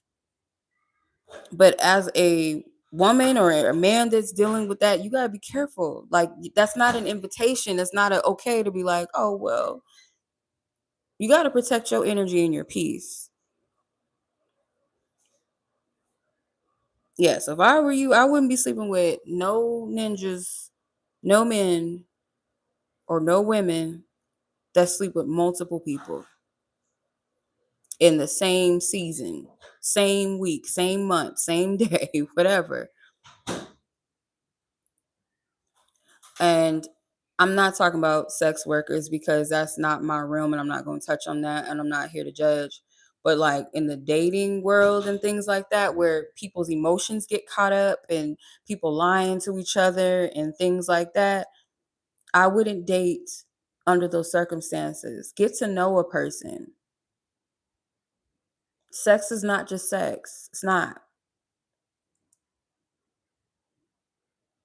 But yeah, I'm going to leave it at that, y'all. So make sure you clean, cut, and clear your space. Create that balance, okay? If you're guided to do any type of moon work and healing and stuff like that, work with the divine mothers in your bloodline, like the grandmothers, the mothers, or even moon deities, Venusian goddesses, since Libra is ruled by Venus, Mother Mary energy as well, like the mother goddess energies, like definitely when it comes to your healing and holding space for yourself, okay? Tap into that. But I'm gonna leave it here. I didn't mean to go off like that. I did not mean to do that. I did not. And not mob deep survival of the fittest. Like, yeah, you gotta protect your energy, y'all, for real.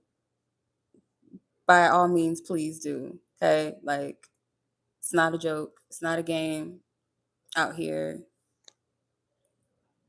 Yeah, Gia. It's like we have to protect our energy. I want to hype up and brag on the good men, but I'll save that for another video. And I'll probably talk about like, the energies and the warlocks energies and stuff. I don't know. I think that deserves um, a whole nother subject matter. But yeah. Yeah. We've been on here for like 2 hours now. But yeah, I have to eat dinner. Thankfully I cooked before I got on here, so I'm gonna eat. It's kind of late. I shouldn't be eating this late, but I'm kind of hungry now. But um yeah. We'll talk about this topic a little bit more probably because I feel like it needs to be said. But if we're going to manifest and set new intentions, let's make sure our energy is like clear what we need to. Um and if you need to do them yoni cleanses, get them ninjas out, get it out. I don't know how to, is there such thing as a eggplant cleanse for men? Because I don't know. I've never heard of it, but I'm sure there's a way that you can, because it's not the same. It's not an entry point, right? It's not a wound. So I would say to fast from entering spaces that you shouldn't. It withholds some of that release, regain your energy back, you know? Yes. Pull that energy back in, right? Bring it back to self, okay? If you have a peen, you know what I'm saying? Like, lock some of that back in, okay? It don't need to be just spread thin like mustard, okay? Because that, and it's like a waste of energy, really, if you think about it. Because where is it going, right? It's sitting in the space that it should. Like, unless you trying to like, create some children, which some of y'all don't need to be having kids. Like, just kids don't deserve it. Okay, they don't deserve a parent like some of these motherfuckers. They just don't. But yeah, it's just like you're just wasting your energy.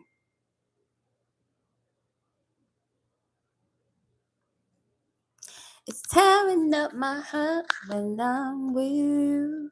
But when we are apart, I feel it too. And no matter what I do, I feel the pain. With or without you. It's my shit. Not in sync. I love in sync. Anyway, I had to get that off real quick because it's my shit. I can't play this on y'all. Can't play it because they'll get me. It's my song. But anyway, y'all, don't judge me. This is my childhood, y'all. It's my childhood. Yeah, but that's a fucking message within itself. Like, what the fuck you mean is tearing up my heart when I'm with you, but when we are apart, I feel it too. That's toxic. How is she tearing up your heart where y'all together? Like that, you know what I'm saying? Like, not my heart when I'm with you. Hey, girl, don't make me put on the NSYNC album now, bitch. Okay, I'm about to get off. I appreciate y'all. Thank you guys so much for joining. Happy new moon manifesting. Enjoy it, y'all. If y'all need to put out y'all some moon water, might be good to use some moon water, maybe to cleanse the energy. Yeah, like you want to put some moon water out and then use it like for. Oh yeah, yeah, do that. I think I'm gonna do that too. I'm gonna put out some moon water and charge it, and you set the intention for new energy, equilibrium, balance, and like you can put it in your spiritual bath or you could put it in your head wash. Yeah. So make sure you don't leave it outside in the morning. Like leave it out there while the moon is out, and then take it back on in the house. Or you could put it by your window or something. Let it charge. But yeah, that's a good idea. So yeah. I will see you guys soon. I appreciate you. Enjoy the rest of your night, your day, your evening, wherever you guys are in the world. And if you happen to watch this outside of the new moon, like it might still be a message for you in this that is still, you know, meant for your timeline that you see it. So, as always, y'all be blessed, be safe, take care. Peace.